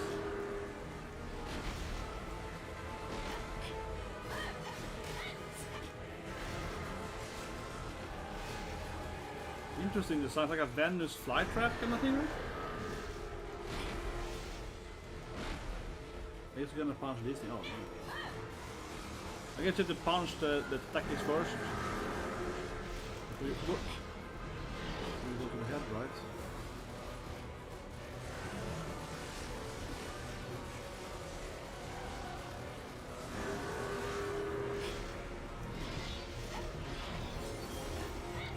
How do I like punch them? I don't.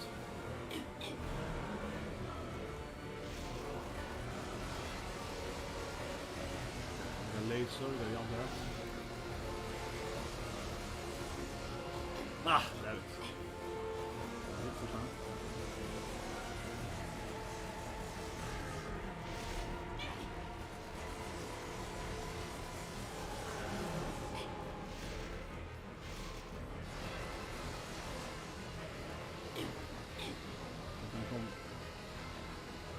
I think you want to run, yeah, forward there, right?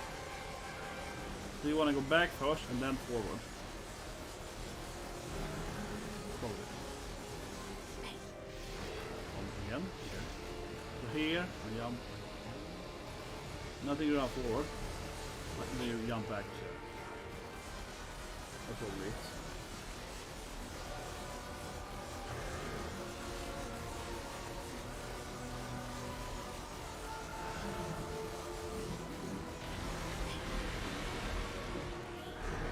Oh, shit. It also creates a kind of sludge there.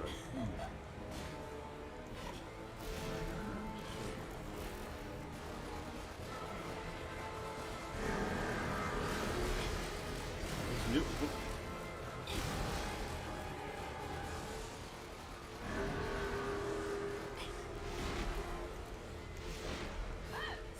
Där vet jag inte.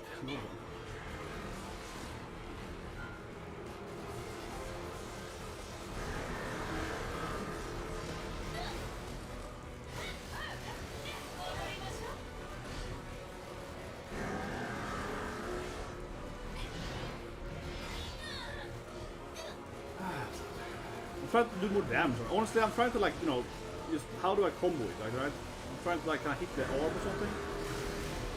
I'm just trying to, like, figure out a better way to damage it. It's not really a hard boss, but I'm trying to be like, okay, how do I, you know, do actual damage on it, right? That's here, I guess. Into it now.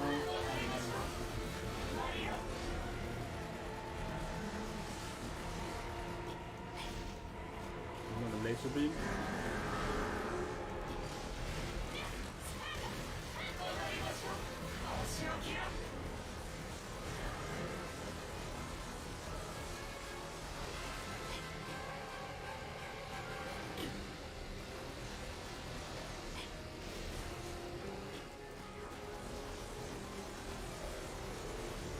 I feel like it's really, really hard, but I feel like I'm doing it wrong because I'm doing damage to it. Oh, here we go. Now it's changed.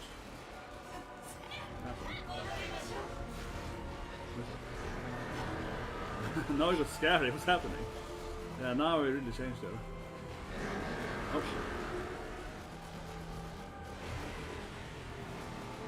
back to basics, maybe? Yeah, back to the... Oh, go back. Forward.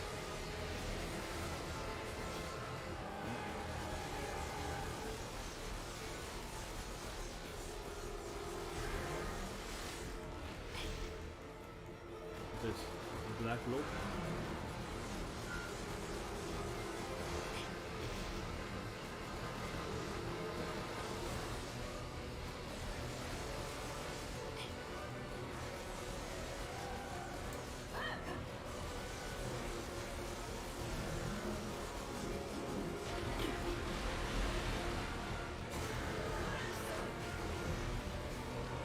I really like the summon thing. I really like the summon thing now, yeah. I mean, I was like, wait a minute, yeah, I got the summon thing. Yeah, I got the man now. Okay, yeah, I'm an idiot. I realized that now, holy shit. I realized now, yeah, I can summon now, yeah. I can summon, I guess, and use more mana really faster. You have to have mana though, so you can't summon all the time, but yeah, I could summon probably a little earlier. Oh. Oh shit. Oh, left I hope. Oh, that it don't work. How do I...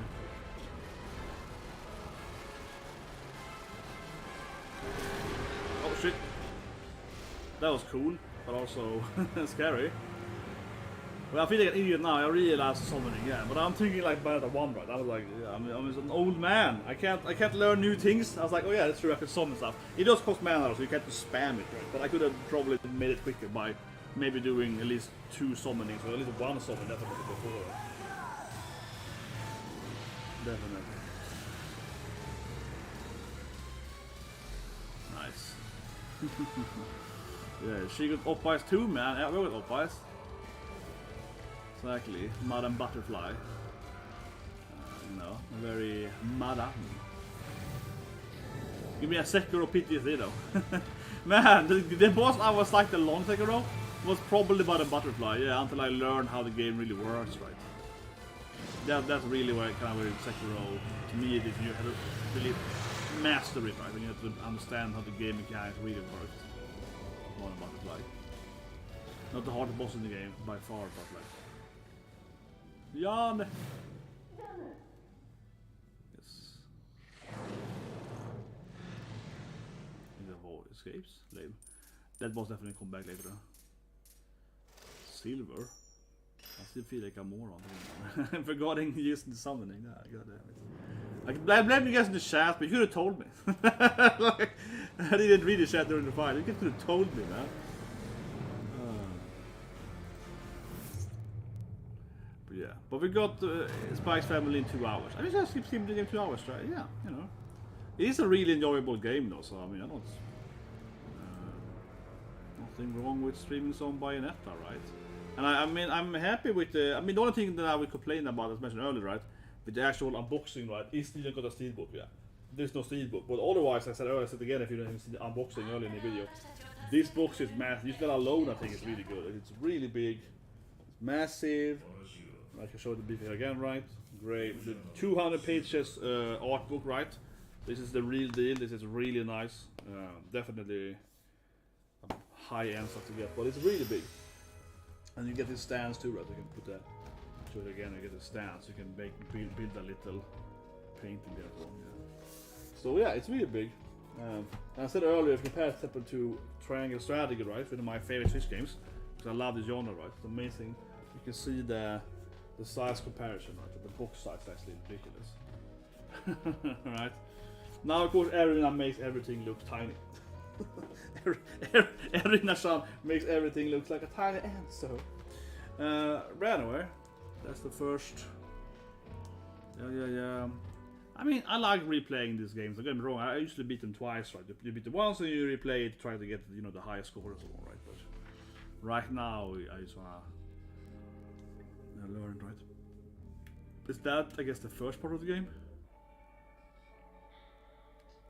Then what would that otherwise be? Records of time.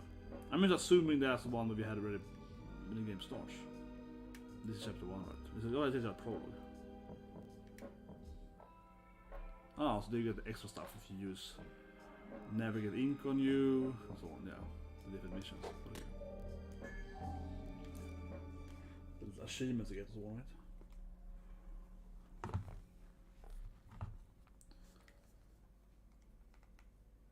Yeah, that is something that I think a lot of people struggle with, right? Getting the actual, that's a good point. I think that you wrote it now, Space Pirate Lord. Yeah, I think it's a good point that I think a lot of people haven't played the second game, right? Because the first game, of course, was released to PlayStation 3, you know, etc. The second game was released to Wii U, right? Wii U was a very failed console. Switch is very popular, right? And I think a lot of people own a Switch, right? But Wii U was just like... So I think that more people probably played the second game to Switch, right? They probably played like the, you know, the Switch version, right? But yeah, I think a lot of people missed out on B2 when it was out because of the Wii U exclusive, right? Because Wii U is just a console that no one bought. Yeah, it's just like... I remember I worked on Wii U many years ago, right? We made a game for that, so like, whatever.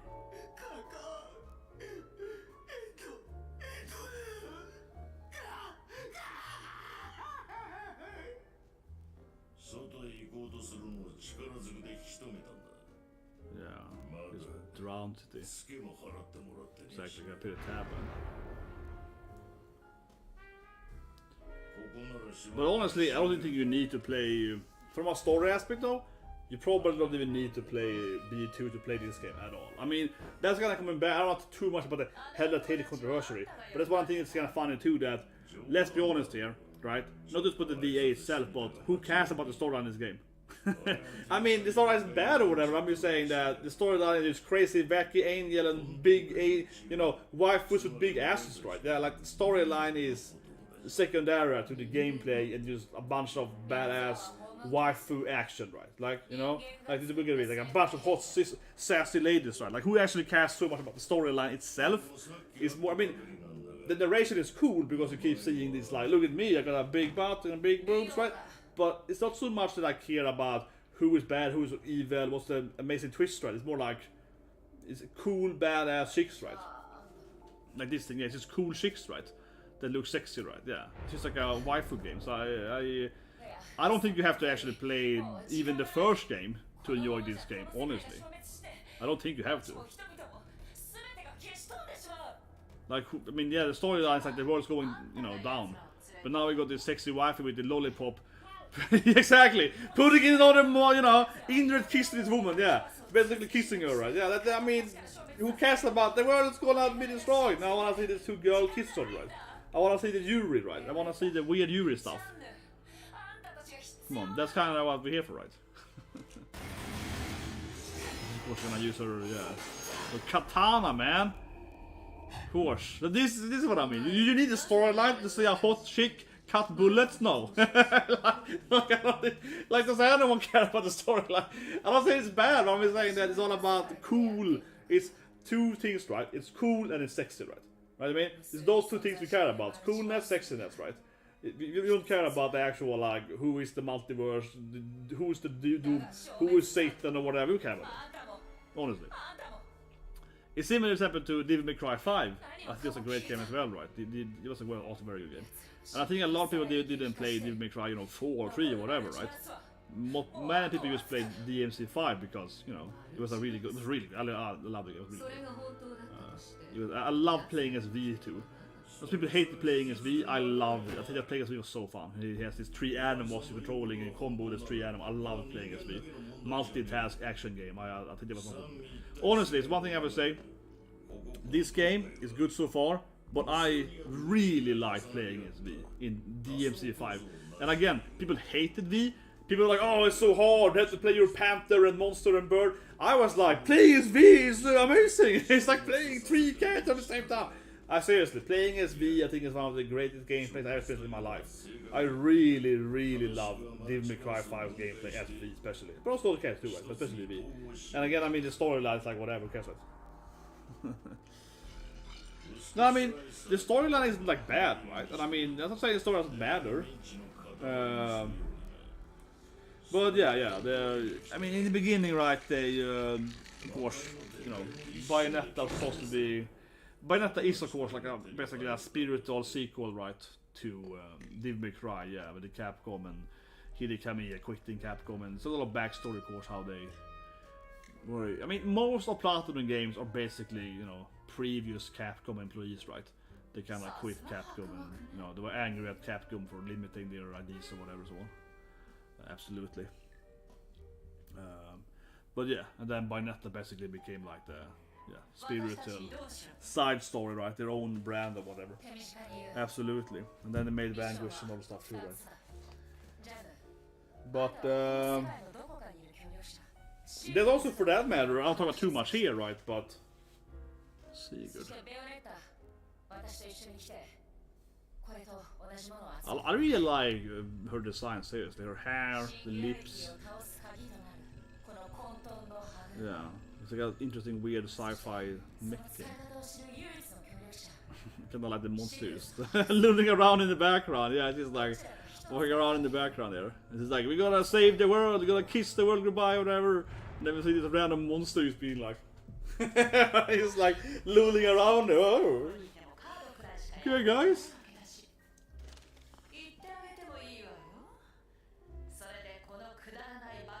The power vision. this is what I'm here for, man. I'm here for the power vision. I haven't looked too much on R for Ashley.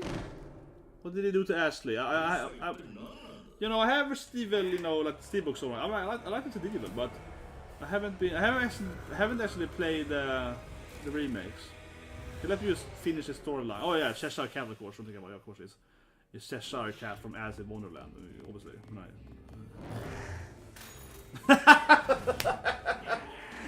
See, but this is what I mean. The cat just spits out a goddamn bike until riding it. This is what I mean.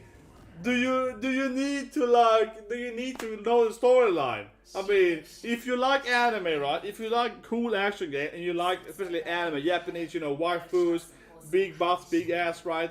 Do you need to know the storyline? The cat jumps up on a bike and is like, like you don't need to know shit about the storyline. I would argue to enjoy this game. Because it's so out there, it's so goddamn waifu-y, it's so goddamn, you know, sex appeal, you know, it's just like, my god, it's just crazy. But anyway, yeah, the cat goes to Japan, right? Obviously, he bikes to Japan, okay, he keeps biking. Okay, that is... But yeah, I gotta shit out. We finish this, the storyline, then I'll check out what you mean. If you are streaming it, I got a new capture card, so I can actually show you on get some stream here. Yeah, I just got a new capture card, right? So this is great because I can actually take images. So the difference is that if you stream on a console, you can't do this image, but I can actually move it so on, yeah. So we can actually do it later.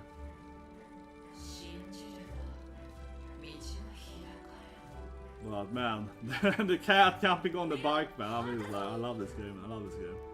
Oh, it's so ridiculous. It's just the waifuest, craziest anime game ever. Oh, we still haven't even got there far. Now we finally get the prologue done or something. Yeah, we finally got the title screen and we get the cat coming on the on the bike. I love this cat. I love this cat, man. Oh, this cat is the best thing ever. I love this cat. Holy shit. Okay, but now the chapter 1 starts, right? Yeah, now the game is like... Is it bald or something? Oh, I love this cat. Oh, it's so awesome. Ooh, here we go. Is it Luca or something like that?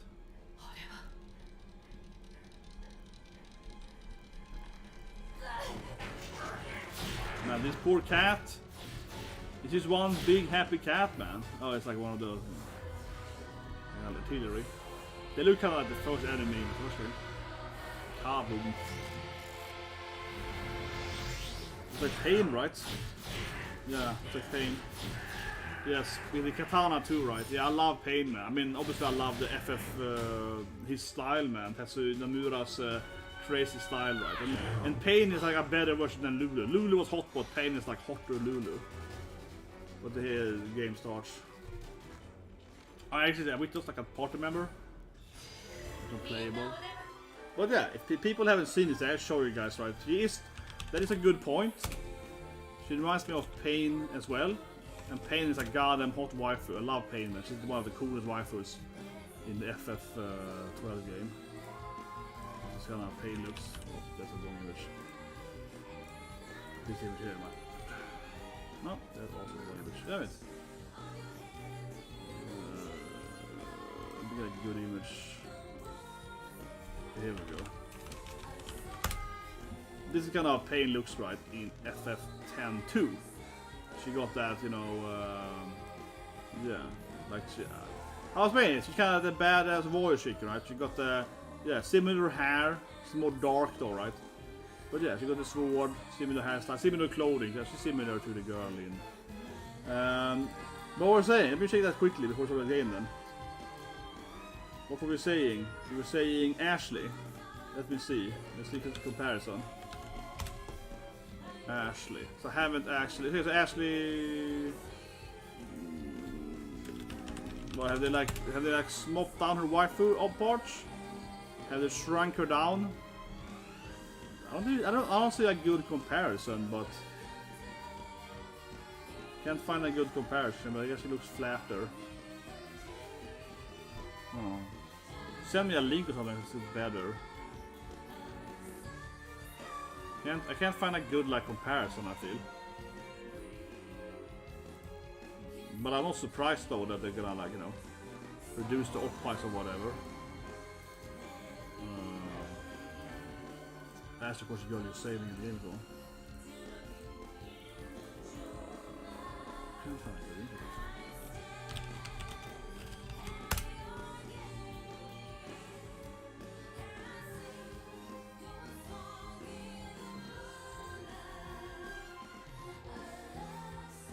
It has to be from that.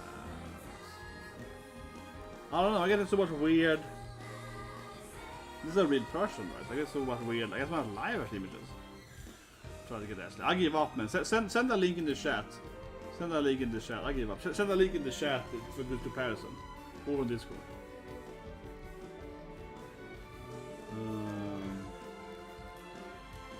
Why? Did you ever have this thing?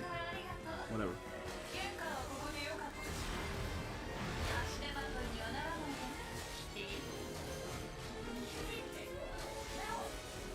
Oh yeah, we're gonna have, yeah, of course the character has to have more clothing. Oh, what?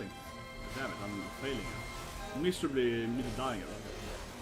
But I mean, I don't get why they do that. Well, I guess the Japanese developers, not PlatinumGames, they are like bigger butts and bigger boobies, right? But but unfortunately, I think a lot of Japanese developers, they kind of like, they're trying to sell the game more, right?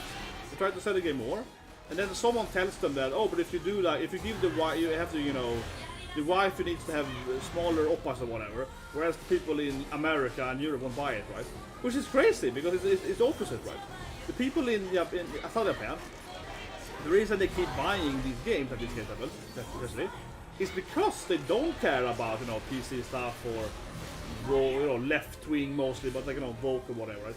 They don't care about that stuff, and this game, of course, is very anti-Vogue, right, to speak. And that's why it sells right to, you know, Europeans and Americans and so on, right? So I find it very, very strange that some Japanese companies have this idea that we're gonna sell more games by making it more westernized, right? But it is very strange, and it is an issue we see constantly. But I think that what we're gonna see eventually, and this is from my actual, you know, experience from working in the industry, what I think we're gonna see eventually though is that that's gonna stop, right? Because the games like this game keep selling more, right? You know, this game sells better because they keep having the big ass and so on, right? Where, you know, the other games trying to be like westernized, they have a worse track record, right? That being said, no, Resident Evil games are very, very popular, and they're really popular. It probably will sell anyway, but whatever. But you know, it probably sell less because they're trying to, you know, make it more that right. What's the thing? Shrine? Oh, it's money. But yeah, Lady Demeter is interesting because they're, yeah, she is so big. What's the thing? Is that teleport to the shop there? Oh, okay. Yeah, Lady D, of course, was, and that's so, yeah, that's a great point because, yeah, I have this game here. I talked about earlier. I have this game here, the Resident Evil Steelbook. When they made Lady D, it's a great point because she's so sexy, right? Yeah, Lady D is this massive oppa mama character, right? and then she blew up the internet, right? That made the game sell so much more because, yeah, they created a gigantic stalker lady with massive oppies, massive ass, right? She kept going after the main character, and that, I mean, we all know that the game sold way more because the lady was like a viral hit. She was like a meme, right? So the big oppa lady, you know, it was a meme, and it made the game sell even more, right? Absolutely. So if it's weird that Capcom is like, after Lady D being so popular, they would go the other way. Yeah, the other way is very strange. It's like, why won't want to see what's happening? But yeah, now we're in the first, I guess, like, you know, I'll say it, area of the game, right? This is the first chapter. We can actually move around, but having to fight stuff all the time. Yeah. This is the first time we're finding items, you know. Okay. Hit it right when we get something. Oh.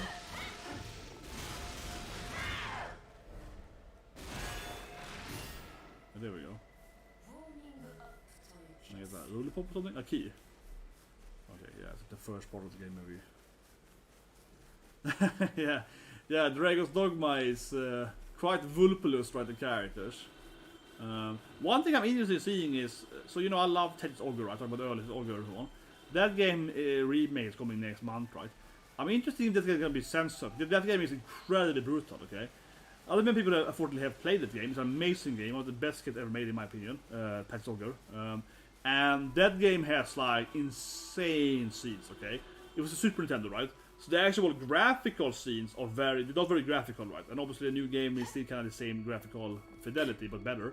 But it's like, the actual storyline is crazy. It's like one woman, they get ganged odd, right? And then she deletes herself afterwards. She jumps from a tower and so on. So that game is like crazy brutal storyline. You have people getting, you know, murdered. It's very, very crazy, right? I mean, seriously, that game is incredibly brutal storyline. Arguably the most brutal SNES game of all time, right, from a storyline aspect.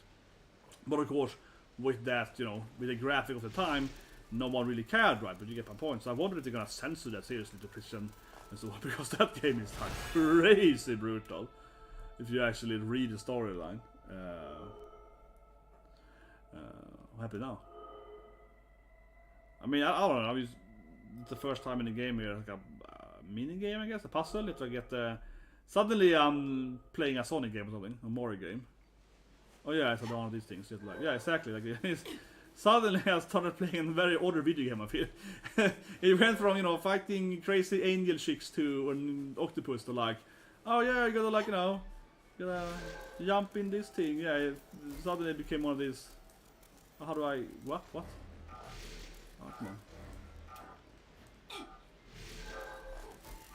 Oh, Jesus Christ. It was weirder. It gave me some weird flying ability. It made it harder. Oh my god. Oh, that's fascinating. No, I got this weird butterfly. Modern butterfly was more like permanent. That was harder to control.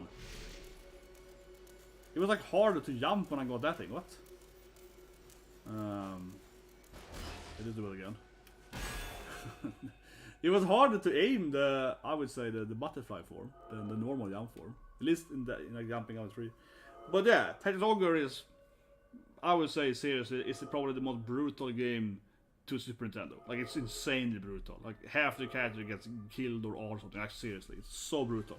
The backstory, you know, it was by my favorite game designer, you know, Yasuo Masuno, did Vagrant Story and he did other stuff, you know, in Evil Eyes and FF12 and so on. He's very known for this like extremely brutal storyline. Vagrant Story is also incredibly brutal, like you kill your own family or whatever, right? It's a crazy storyline, like you murder your own son or whatever, or something like that. It's really, really weird. I won't spoil too much, but basically, those games are crazy. All games are very, very crazy, right? And he went insane, you know. He worked for Square Enix and he went insane, so he got like, he kind of quit / got fired on FF12, right? Because he went mentally insane making the game. So it's kind of a legendary person in the industry. But what's this thing then? I have no idea what this is, guys. I have no idea. Maybe any special power I have? I don't know. Like a more tealish color? What's that purple thing over there? Now the game is a very different game, yeah. Now it's like, oh, I'm just running around, you know, picking up some items, wondering what this thing is. Oh, it's one of these it's like a time trial thing. Yeah, we just like. Yeah, I think you can probably change character here, right? Maybe not now in the game, but given it's here Bayonetta there, you can probably change the waifu you play. I mean, I can't do it right now, I think, but here you might be able to play the other characters, right? Yeah, you can probably do this with every character. We'll definitely need some angel turning. Okay, let's try it.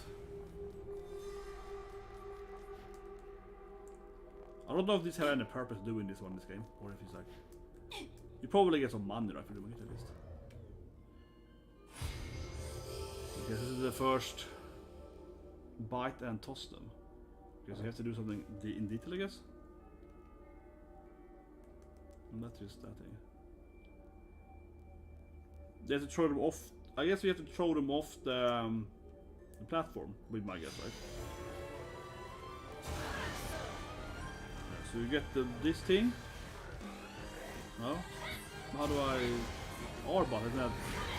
Oh, it's like that, I think. What do I do now then? How do I push it away? I don't know how to do it. I didn't read the manual.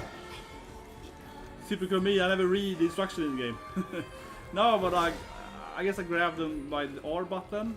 I need more mana. Okay, so we do this thing, right? Then we grab them.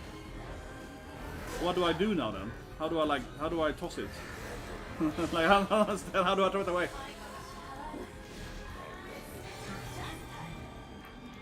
But this is why these things are useful, I guess, in the game, because I clearly skipped over this earlier, so I have no idea how we do this thing.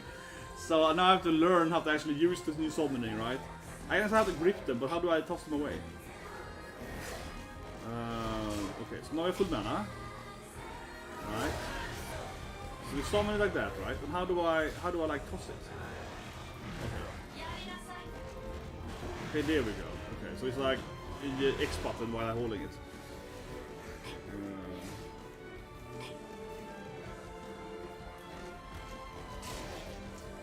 Yeah, but what about heading... But will you write that to copies? It's something I've thought about for years now, but I just can't buy, you know, DLC stuff on the game, right? Oh, so you get mana from this thing? Bye bye. Yeah, okay, but now I know how to do it, guys. Now I learn how to do it. But seriously, this time trial was probably pretty good to have because I had not understood how to do it otherwise. I skipped over the... I mean, you know me, I just pressed... I'm like a trial and error guy, right? I like to just learn the abilities by playing the game, right? I don't want to like sit down and like read the tutorial when I unlock abilities. I'm like, whatever, just let me have it, right? But now I get it. Okay, so you first you have this button here. You press this button. Yeah. Come on, do it. Grab it before I die. Grab it. No, you didn't grab it. There we go. Yeah. Now I grab it. There we go. See? Now I get it. Big newbie, but yeah, now grab it like this again. Yes. Okay. Some mana there. And then grab it and throw it. Yes. Okay, now it's super easy when I know the button are. When I actually know the input, it's very, yeah, that was very easy. When you actually knew gold, baby, gold. But like I said, right, this wanted to become, yeah, like when you actually know what to do, it was very easy, right? But actually, like I said, from a gaming standpoint, from a gaming, I mean, use-friendliness, it was good if we had this one, because I probably would have skipped over learning a bit otherwise. Now I know how to do stuff.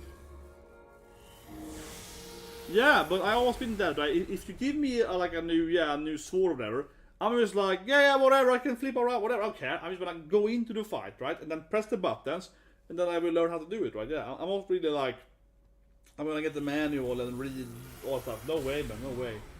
That being said, right, if I, for work though, like when I worked on this, on a government contract, right? An important government contract. There I'm the opposite, right? There I'm like, give me the manual. I want to read exactly how everything works. Give me all the exactly the line by line code, so I don't break the country and everyone dies something, right? I worked in the system that people could die on if it was wrong, right? So that I was very much... Okay, so you can't summon here, okay. And then I'm instead like, give me the manual, I'm gonna read every little line in the textbook and I'm gonna learn exactly what it works before I press anything, right? But in a video game setting, I'm very much like trial and error. I'm just gonna like keep pressing the buttons, right? And then we're gonna learn how it works before I... No, nothing up here. Disappointing. It's a tower. Okay, let's go to the main story then. But I think that, for example, talking about the Souls game, right? Like Elden Ring, of course, very popular this year. Elden Ring, you know, I love, right? And it fit me, Elden Ring, because I'm just like, why would I need a map for, you know? People are complaining, oh, Elden Ring is too hard, or it's confusing, or whatever. Where should I go? I'm just like, who cares? I don't know where to go, but I'm just gonna keep going, right? For me, Elden Ring, it's just like, I enter a new area, and then I just keep walking around in that area. Yeah, oh, okay, I'm gonna go over here. There's a demon over there. Okay, let's fight it, you know what I mean? I'm not gonna be the guys like, oh, I wonder if it's the east or... No, I'm just gonna keep going until I find something interesting. That Elden Ring is so nice because it's sort of freeing game, right? I'm so tired. I don't like this overly much, right? It's like Horizon Zero Dawn or whatever, right? Where it's always like, oh, here's your 5 bandit camps, and then it's like, do this mini quest, do this exact quest, you know, 11 times or whatever, right? That bores me to death, and it's just the exact same thing over and over again. That is what I earlier. This is like I'm the mana, so you get full mana, right? Probably you can fight the big guys here then. Exactly. So it's down the circle then. And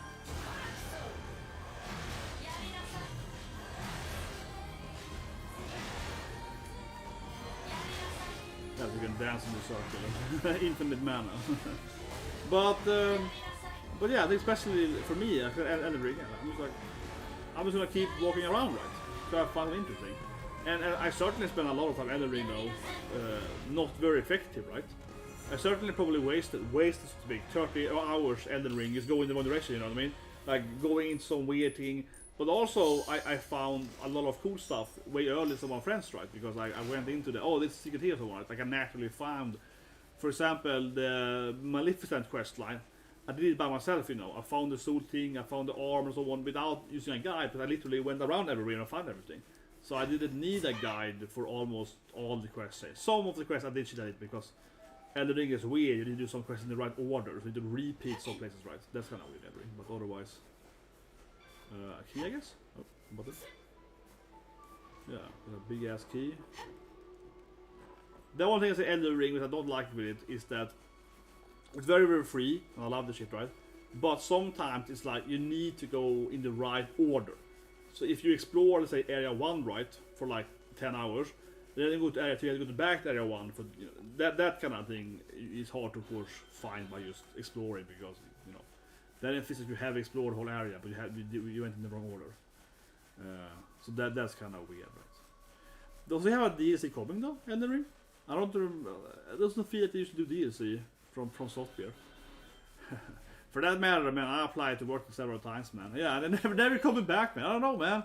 You hate me? No, I don't know. I've worked several times before Elden Ring too. Yeah. What isn't this the key for? Okay.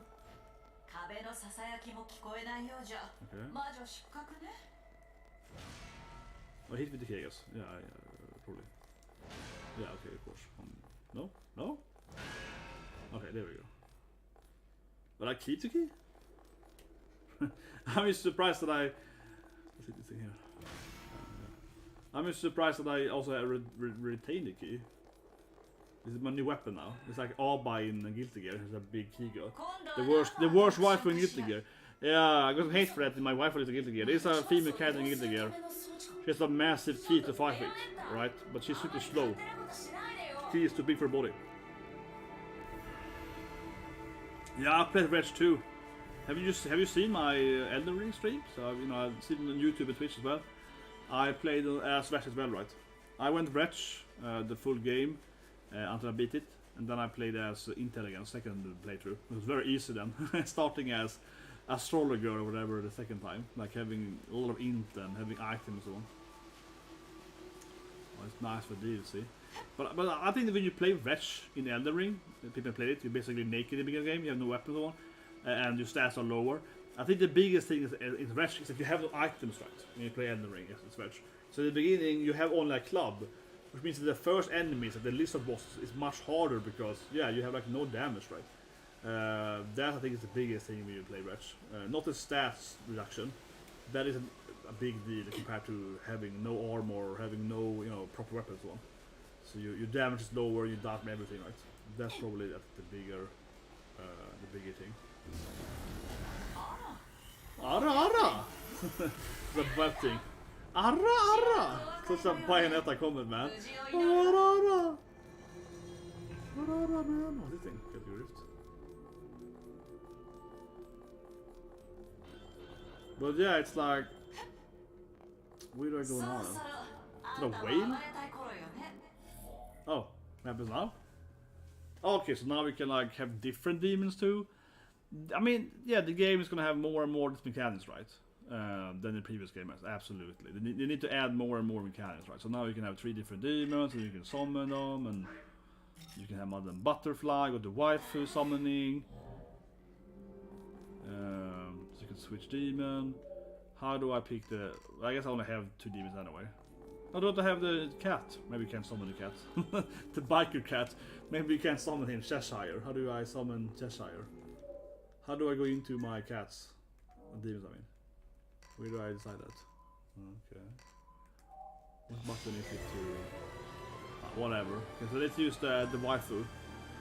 Demonic waifu? What can she do? She's much bigger than me. She's supposed to be smaller for some reason. I guess she's like super Bayonetta. Yeah, I got the kicks. Got the waifu kicks there. Oh, okay. What's the kiss then? What's that do?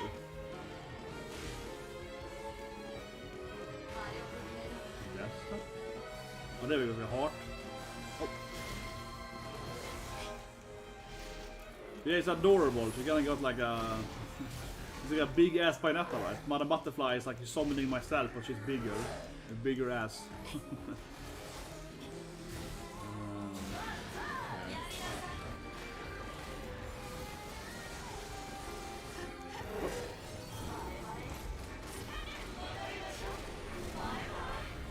Bye.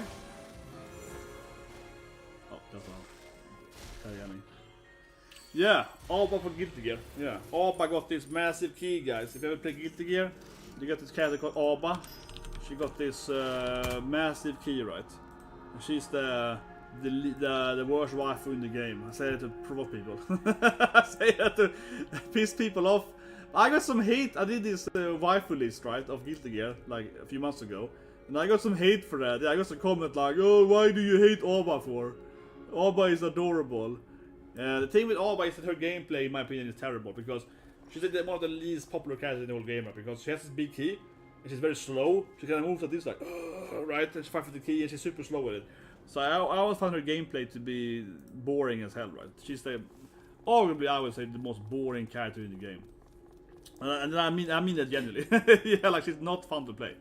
And she was never... I think they never reused her. They have her only like in one Guilty Gear, basically. And it's like DLC campaign, whatever call it. But they never reused her, right?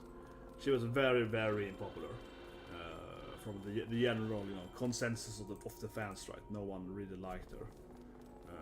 She was extremely unpopular. but in my live stream of Guilty Gear, which I did like 3-4 months ago, I got a lot of hate. People are like, oh, can you hate Oda? I got like 10 comments like, you should die, man. You know how it goes on the internet. I think it was kind of funny. I was like, I was pretty sure no one liked her at all. Man, the Great Fairy is never going to be better than the Zelda, or in Ocarina of Time, of course, yeah. Yeah, but I mean, the Great Fairy is never going to be better than her version in Ocarina of Time, right? When she got that polygon op-eyes, and she's like a Lara Croft character, right? She goes out there with her ridiculous op-eyes. Man, her body is crazy, man. Yeah, that Great Fairy is so weird. I wonder if I'm missing something. You should have some items you can find on the sides or whatever, right? You can maybe find some little bird or something on the corner of the game. I haven't seen anything yet really in this game that has been like secrets. Maybe I'm just a bad player, but it feels like there should be something here, right? It feels like there should be an item here or something. But yeah, I haven't seen anything yet. It's in, I don't know. Maybe you won't find a secret item in these kind of spaces. It's like a weird purple space. Or whatever. Maybe we have just bad luck.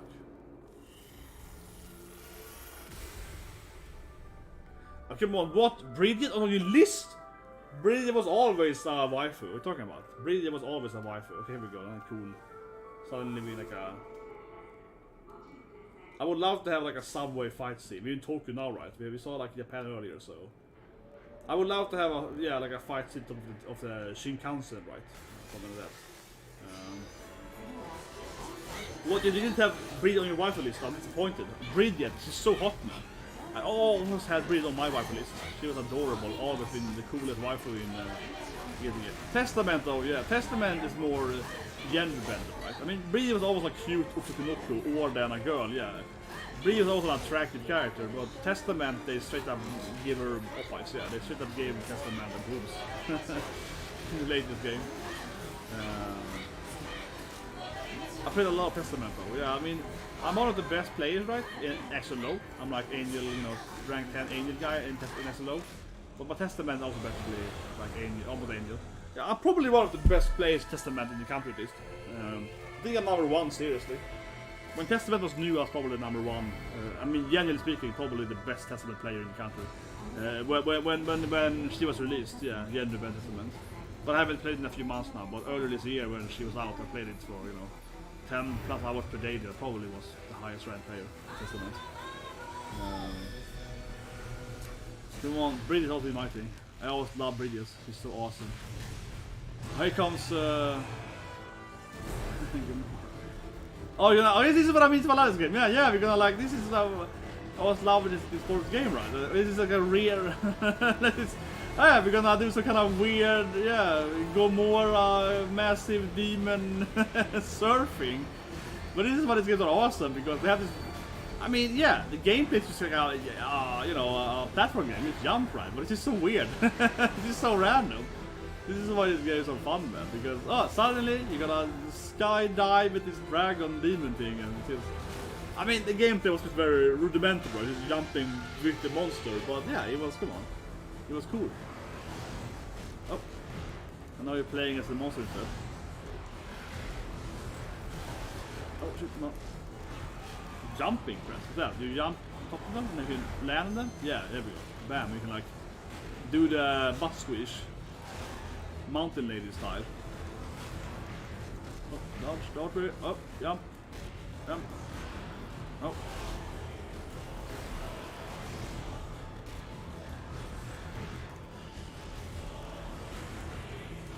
It's very slow, seriously. This is a different gameplay because the guy thing is incredibly slow. Bayonetta, I know, she's a very quick lady, right? This is like super slow. Well, I mean, I love it. This is why I love this game, right? Because yeah, it's so ridiculous. But the gameplay is still pretty basic. You just kind of jump, right? But come on, it's it's just awesome. It reminds me of like the old Sonic games on Sega, right? You know, Dreamcast games. Yeah, the Escape, Cityscape. Yeah, you know, follow me, set me free, follow my rainbow. That kind of, you know, gameplay. It's just like a weird. This is going crazy now. Oh my god. But these games are awesome. I mean, the games have shorter course. You can beat the game probably in 10 hours, right? Probably less than that. But it's, yeah, a crazy game. Like this is. It's crazy. It's fun.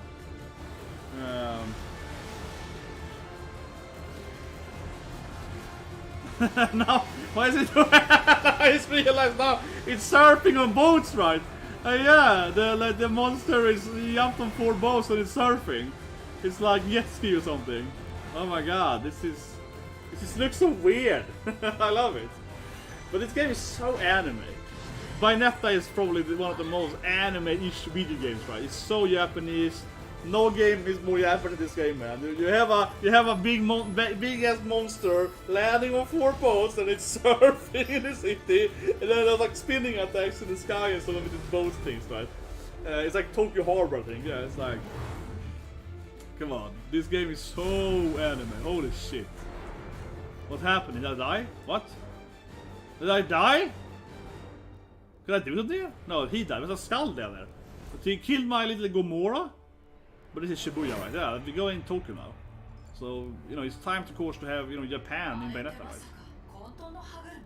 Yeah, like Shibuya Station here. I played Persona 5, okay, I've been there, of course, in real life, but I've been in Shibuya, of course. But if you play Persona 5, right, yeah, Tokyo Shibuya. Have you seen my pudding art? I call it pudding in Shibuya, right? And I throw it up on the channel, man. I throw it up on the stream. I did this art a few weeks ago. It's like called, you know, pudding in Shibuya, right? This is my art here. I call it, you know, pudding shopping in Shibuya. One Piece, of course, reference. I'm show you guys here, right? Yeah. I made this 2 weeks ago, right? I call it that. Yeah, pudding in Shibuya, guys. But yeah, if you ever play Persona 5, I think especially you've seen these things a lot. It's so much Persona 5, man. Where's Hanako? The classic place, man.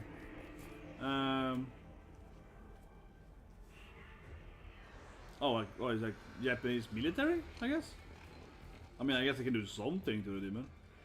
Japanese military, yeah. Yeah, maybe they can, like, I don't know, shoot some bullets or something.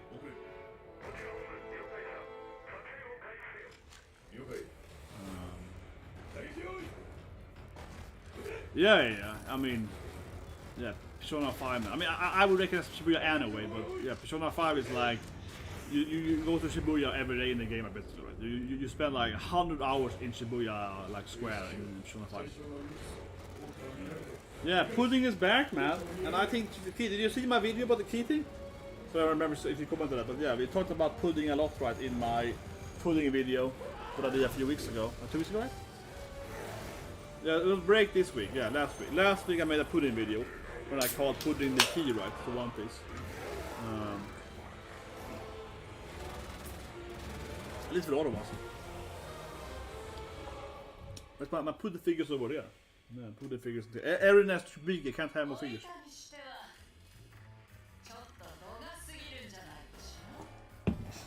Curry with coffee.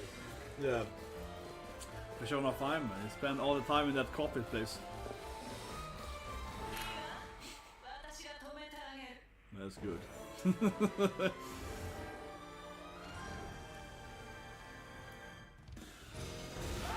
Oh. Salamana butterfly. Yeah, so give me that second or PTSD, right? But she's definitely more combo based. You can like do. I mean, isn't she just a big Bayonetta? Isn't she literally just like a big ass waifu Bayonetta? You got the same abilities basically. Not much difference between those two ladies, right? You can do kick flips and stance and yeah. Oh. What's happening? Oh, what's happening? There's some disgusting frog stomach attack. He's trying to aqua me. Disgusting.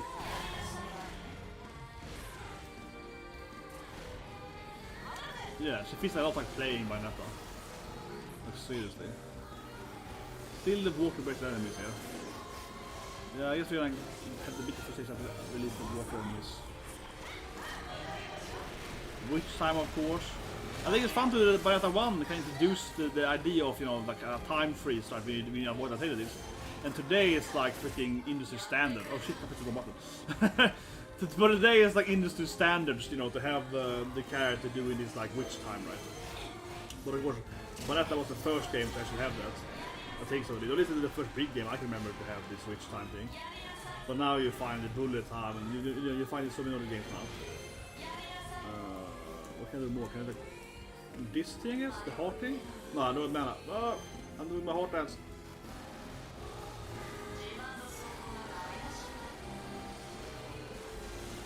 Oop.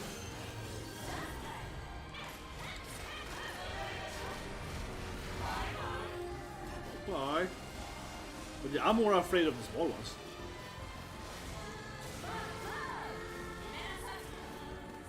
What's it do?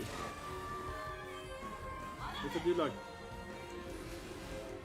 I plan to learn how to combos. Learn about how combos.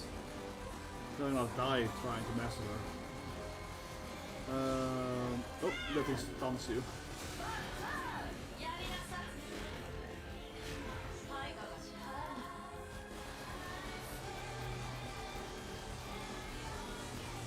I don't wanna die here, I'm living shit here. There's one left. There we go.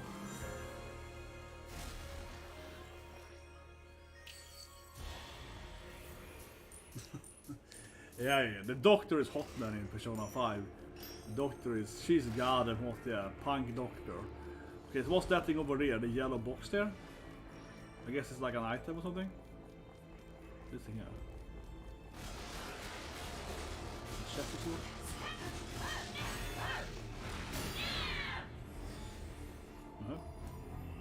Oh, okay, I see. Oh, I see. I see now, yeah.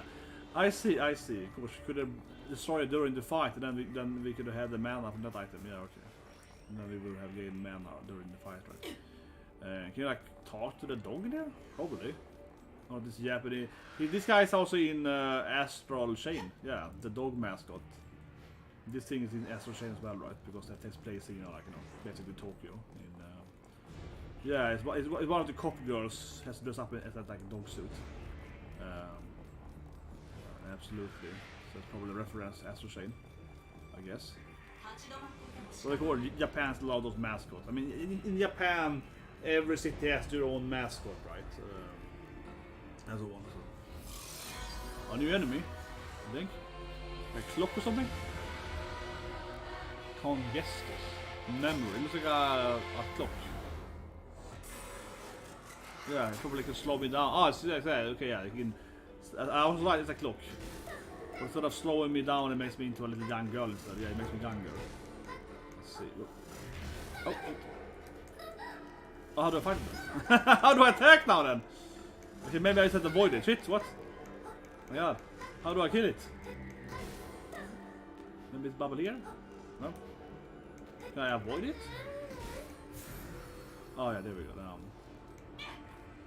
Oh, okay, I got that. So you can't approach it? How do I... Can I leave? I think you're supposed to avoid it? I'm avoiding if I can kill it, right? Well, okay, yeah. Because I might die. I wonder if I can kill it, or should I use like, you're supposed to use avoid it, right? You don't seem to have any attack abilities when you're a kid, so okay. I'm just gonna assume that you can't kill it. Yeah, but it's a cool design there. Like because I mean, when I saw the enemy, I was like, oh, it's a clock, right? It's like some kind of time thing. You turn into a tiny girl instead. So it's a cool design. But is it the right way? I think the right. I think different patches, right? Or I'm not confused here. Yeah, this is confusing. It's like Shibuya is already confusing. Have you ever been in Shibuya? It's already confusing. So much people into. Shibuya is it's like Japan's most trafficked area, right? In real, yeah, it's like the most trafficked area in. Well, that's like Persona 5, the 7-Eleven store, basically. But yeah, Shibuya is incredibly trafficked, right? If you're it's so many people there, like thousands of people there. It's incredibly a lot of people in Shibuya, all the time, right? Okay, I'm just confused now, guys. I guess we go the other direction. We go down instead. What did we camp for the people?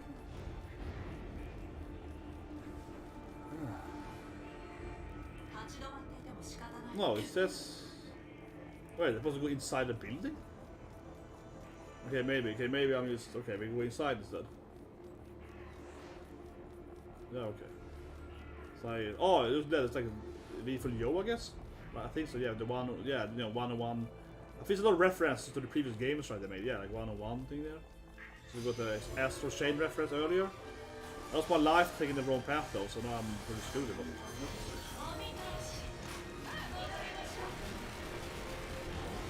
Oh! Avoid! Oh, I'm so dead. Oh! Yep. Yeah. But I lost life going the wrong paths, right? Oh yeah, you get 2 skulls. I'm a loser now. If you have like 3 skulls, you get the worst score. Right?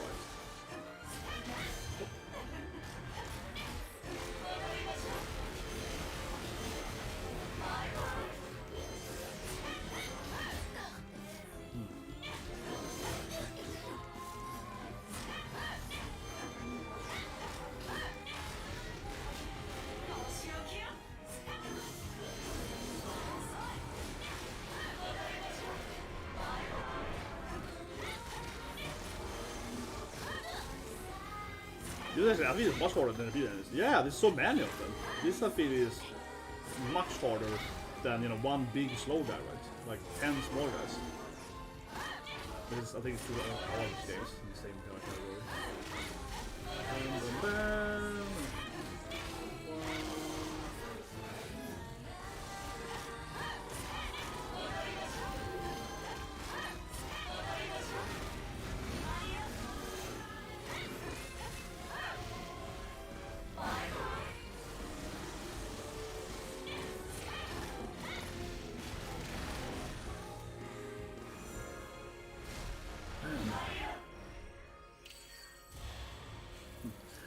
Sassy. I'm only here for all the sass, man. Yeah, I'm here for all the Bayonetta sassiness. But I think that the fast enemies are, yeah, tremendously much harder, right, than these, like, you know, few big guys. Oh, what is this? A frog? Is that a demon? What's happening? Oh, is that one you have to find? Man, I missed one then because I only have one of. Yeah, I guess I missed one earlier, right? I'm a total noob. So can you, like, how do you get there? Jump here? Yeah, here we go. Total noob, right? Missing the frogs.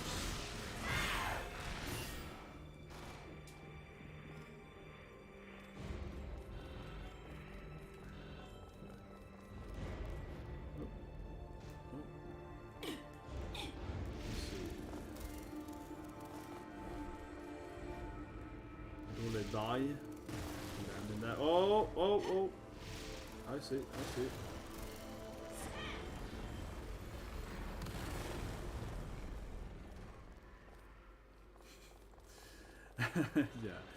Yeah, I don't know. But the worst thing is Sony, right? Yeah, Square Enix is kind of weird, like when they did the Tifa thing. Yeah, Tifa thing is very weird. But Sony is the worst, right? But it's because the Sony is everything is Sony. I know it's for a fact because I worked it. You know, I worked with Sony, but I worked with publishing with Sony in the past. The thing with Sony, I said it briefly, is that Sony, right? They make the games in Japan, right? Most of them, but the whole kind of game thing with Sony is kind of played into the American Sony, right? So in California, you have kind of like the Sony studio there, right? And they're kind of doing the whole global marketing. And for whatever reason, they have all the power, right? And it's very similar. You see now when Sony's bought Crunchyroll, and Crunchyroll is very famous for a lot of censorship, right? Crunchyroll a lot of censorship, right? They censor so many animals, right? And you see the same people, they kind of collaborating in the California area with Sony and the new Crunchyroll bosses are the same people. So that's really scary. Like Devil May Cry 5 was censored, right? On PlayStation, not on Xbox One. So Square Enix has that too, but man, Sony is usually Sony that actually is behind it, which is really weird. And I think it's gonna get worse, right? Here we go.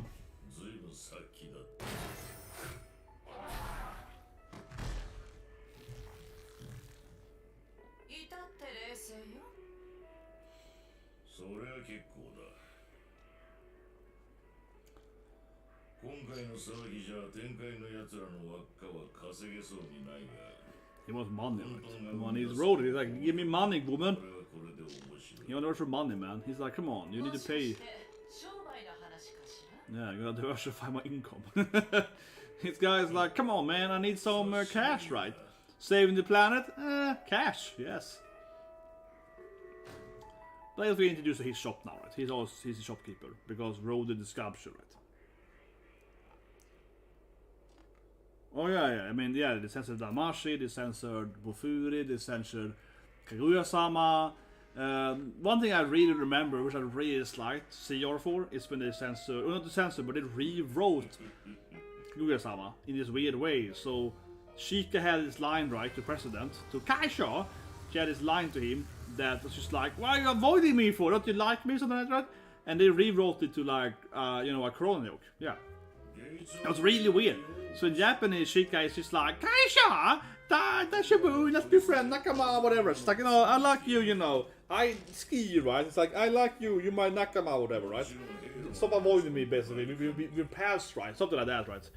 The comment is from her is like Nakama, friends or whatever. But the English version, she's just like, "Do you think I have the COVID or something?" It's like, what?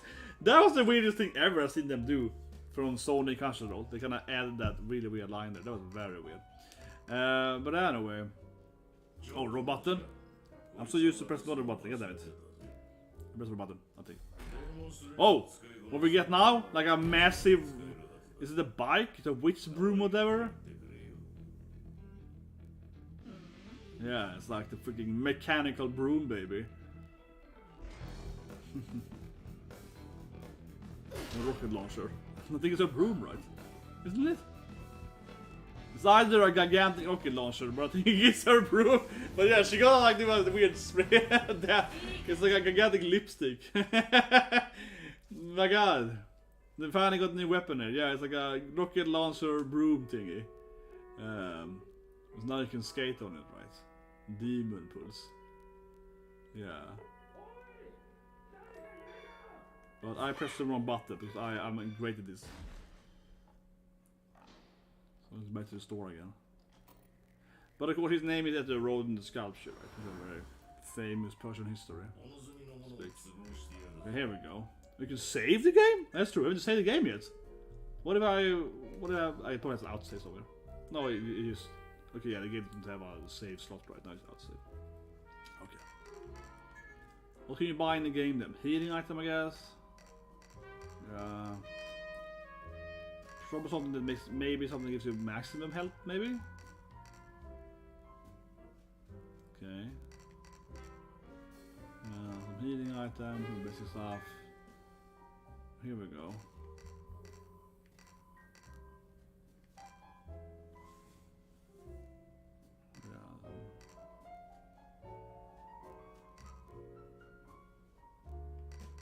I don't know what's good in the game,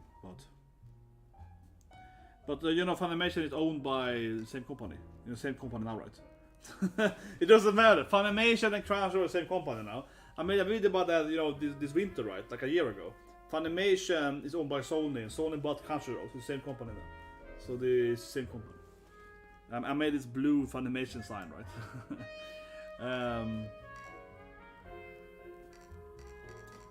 So unfortunately. Oh, that's a gold. What is it then? Witches. No, it's saving. I mean, what should you buy in the game? Should you buy something here? Like, do you care about this stuff? Is it a good thing to have? Like, you taunt them? I feel I'd rather buy a better weapons or whatever. I don't know, upgrades. Save my money. Save my money, baby. But yeah, Funimation and Crunchyroll is the same company now. Sony bought them, right? And they. It also gives them almost monopoly, so they're probably gonna make it worse, right? How do I change? It's like a taunt, evasion, like summoning. Seriously, what button is? Oh, there we go. Have you changed weapons? How do I set my gun? How do I set that? Okay, so this is of course demons.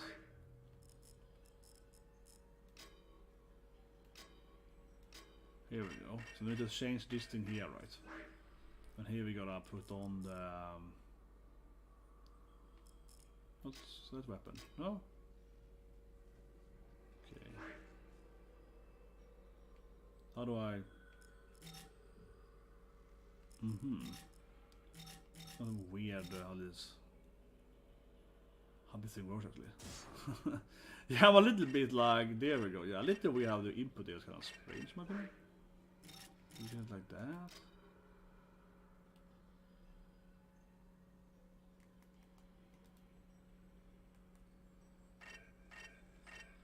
Now I finally got something like What's that? Oh, here we go. So this is if I can finally get some stats or something? I guess. Oh, this is like you create stuff, okay. Then you conjure stuff. Okay, now I get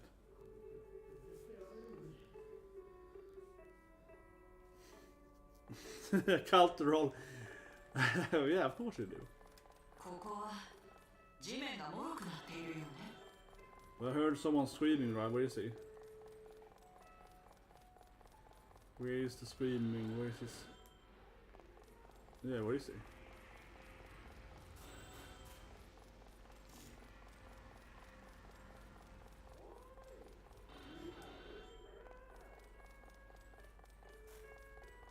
Where is he then?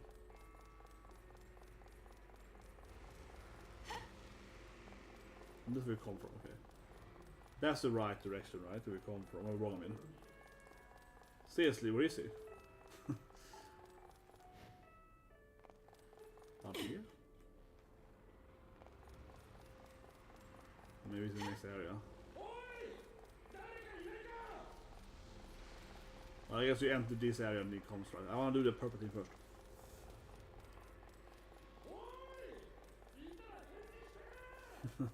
You gotta watch everything subbed. This is lesson learned. You can't watch. It's like imagine, not to be that guy, right? But honestly, right? Imagine this game's controversy. You know what I mean? You have the whole tale, right? Imagine this game in you know, if you ignore the Japanese. If you just ignore the English voices, right? You buy this game and play it in Japanese. You don't have to worry about the controversy because you know in Japan they don't care so much about.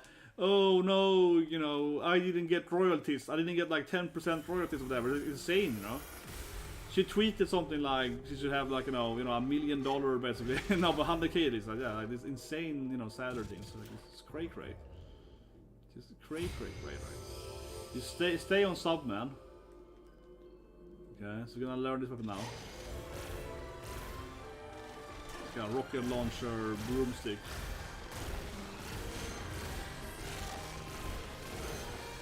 Oh shit.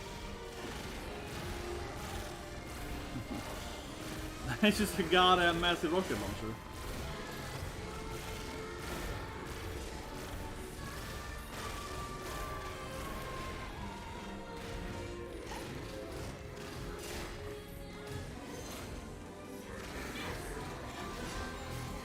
It's super slow though. yeah, it's like mega slow, man. You can really feed it slow with.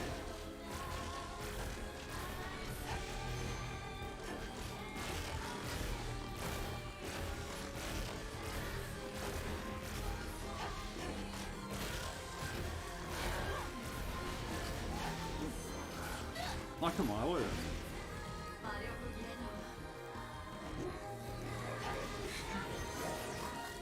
Ah, what? It caught me anyway?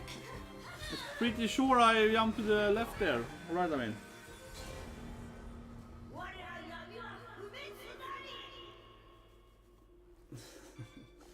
Come on, you need that. That's fun. But it's kind of funny when they do these like modern memes, man. Where they're like, come on. Of course, the cat's gonna mention like Oprah or something. Yeah, of course, gonna mention something that's completely unrelated to their fantasy world. You're gonna have the cat be like, you kind of like this person that have no relationship to it at all.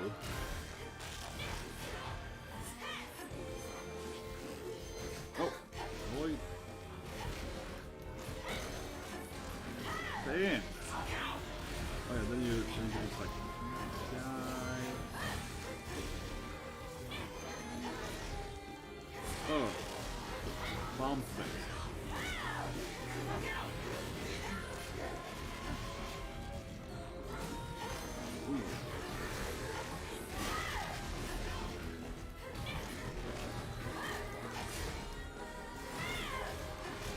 Yeah, so that okay, so the dab button feels like a swipe and stuff. Okay, I get it.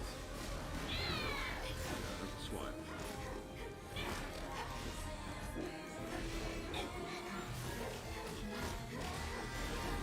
Little sniper guy.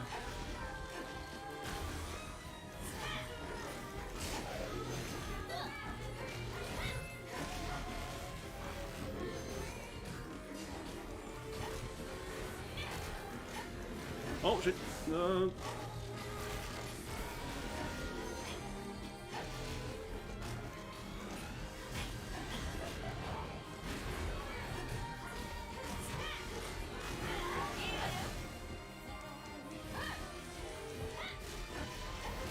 Whoa. One time? Yes, did.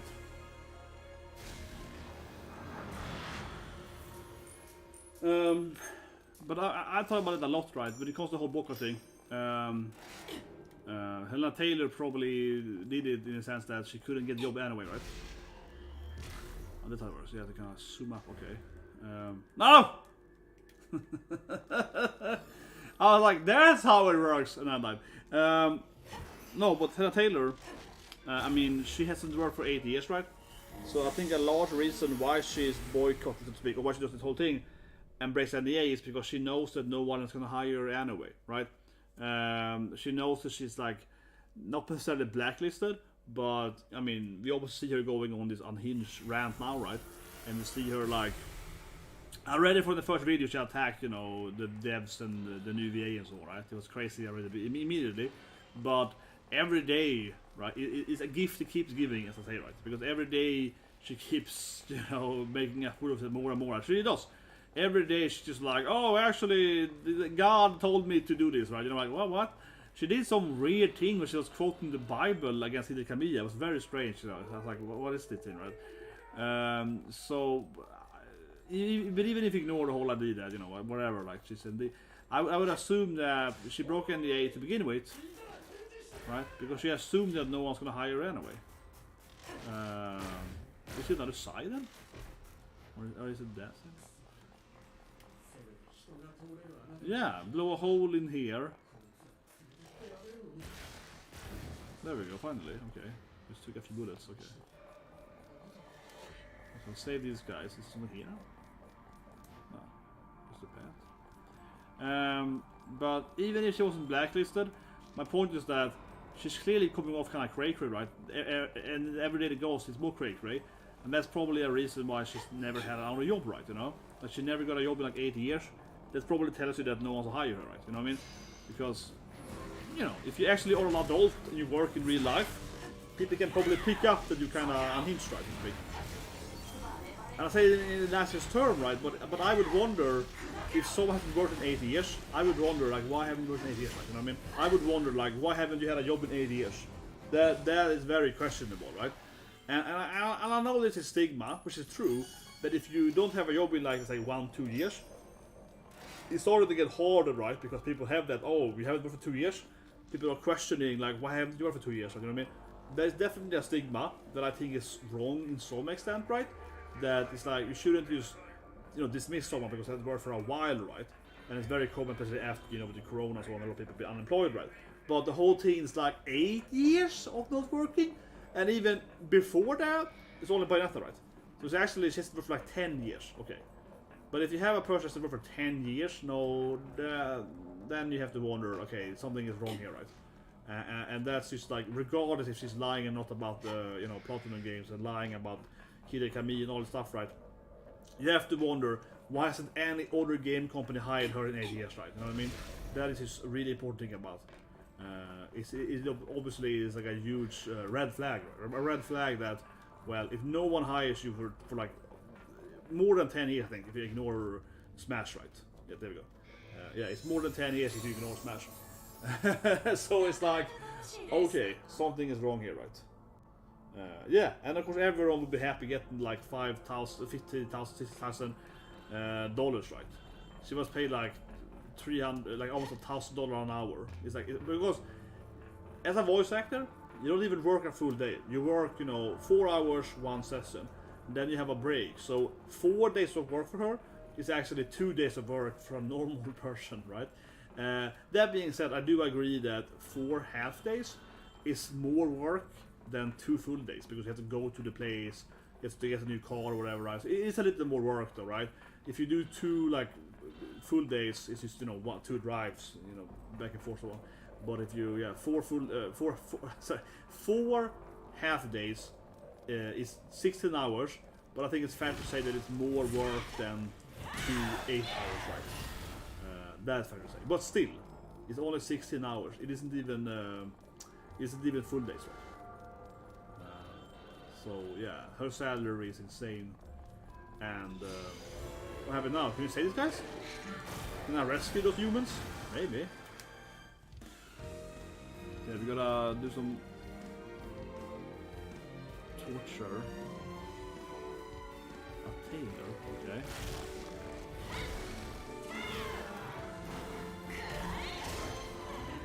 This game isn't the easiest game to talk to though.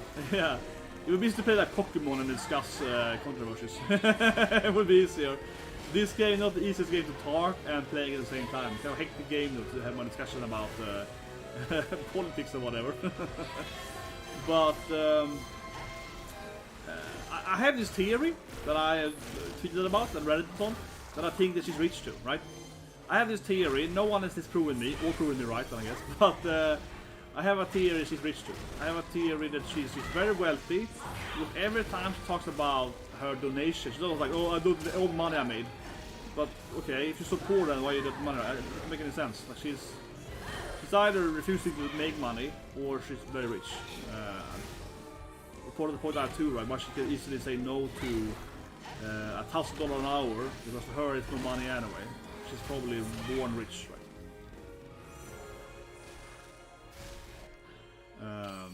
Because yeah, like I mean, I thought about this, right? In my video on channel, I said earlier too. I've been a voice director, and when I then directed this voicing, right? So first of all, I had written all the dialogue, right? So the whole royalty, people are like, VA should have royalty.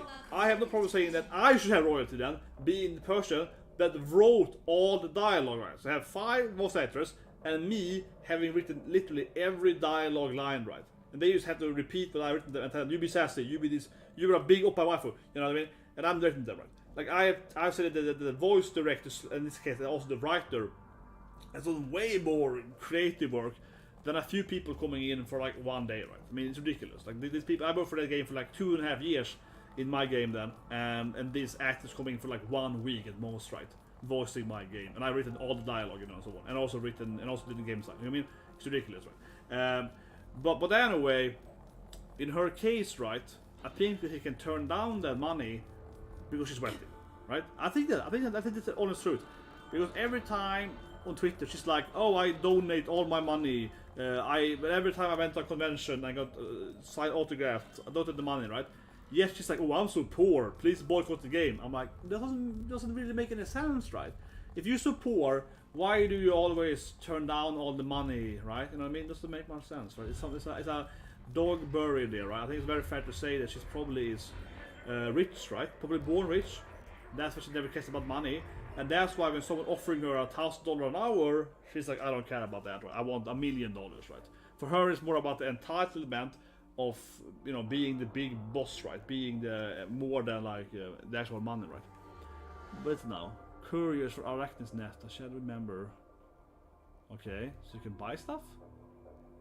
Oh, it's one of these treasure enemies. I got it, like in most games. Yeah, it's a goblin. It's a treasure goblin enemy. I see. So how do I? Oh, now I got the first skill tree finally. On the skill tab, you can of course, increase your stats. You can do more, increase stats, getting items, learning skills. Yeah, so now we finally got the first, you know, the talent tree. But yeah, right? Exactly. Hellena Taylor, she's British, right? She went to some very expensive, and I mean, I lived in England, right? I lived in Ireland and England for like 3 years. And, you know, and not to be that, oh, I know my Irish and British people, but yeah, in England, these expensive theater school, right? The theater, they're quite expensive, right? And you have to be basically be upper middle class or richer, right, to go there. I have a scholarship, but yeah, these kind of classic old school theaters, right, in England are very, very expensive. You know what I mean? So you be able to go there, right? To be acting classes on like a typical old school, yeah, it is very expensive. It's like £100,000, right? Like $1 million, you know. It's a lot of money. So that alone is probably a rich family, right? So you can afford that. I think it's fair to say. But Oh, I have to pick this one? I can't even... Yeah, I have to pick it one, I guess. I can't even decide there. Whatever, yeah, maximum health boost. Okay, sure. But can I then do more of that stuff? Let's see. Because now we have... Yeah, now we got the skill tree. What can we learn in the game then? Bath within. So that's like better... Yeah, that's better witch time. Or, I don't have this one? I think you have it because it's locked, right? What do you think? More mana probably? Yeah. Witch heart. Wing slave. Press the button. Oh yeah, so you have more talent trees too, right? Oh yeah. Oh yeah, this is the bath tree. Then you got the summoning trees, right? I see. So yeah, the game has a lot of skill trees. Suddenly it's like, oh man, it's a lot of stuff. Yeah, you got the flutter. Oh, interesting. Blink charge. Man, this is a lot of stuff now. I won't go over all of this. It's gonna be... It's like seeing that the game has a lot of skill trees. But yeah, people are so knee-jerk, right? My knee-jerk was that she was lying. Maybe I'm just... you can question though if I'm just a cynical person. Because my knee-jerk is like, she's lying. My knee-jerk reaction is to be against her. Cooperation guy. I'm like, capitalism is good. My knee-jerk immediately was, I like money and capitalism. No, I was like, damn communist. No, but my knee-jerk, and I explained it in another video, but my knee-jerk was that because I have a master's degree, so to speak, bonus, I have a master's degree in human behavior economy, which is like you can analyze people's pattern, right? You analyze how people buy stuff, why they buy stuff, right? Or why some games works. It's about how do I develop a product, right? People will buy, right? Like Tinder or whatever. But it also is how to analyze people's behavior, like profiling, personas and stuff and so on. So immediately when I saw her video, I used to joke about this, but I'm a human attitude. Immediately when I saw her video, I was like, she's lying. Like she has, to me, she screamed like, liar, liar, liar, right? Like it felt unhinged to me. Also, that was my knee, right? I was like, oh, this woman is completely lying. Like, I mean, even if I ignore the facts, right? Even if I ignore the facts of lying about the revenue of the game, right? And lying about my omissions and so on.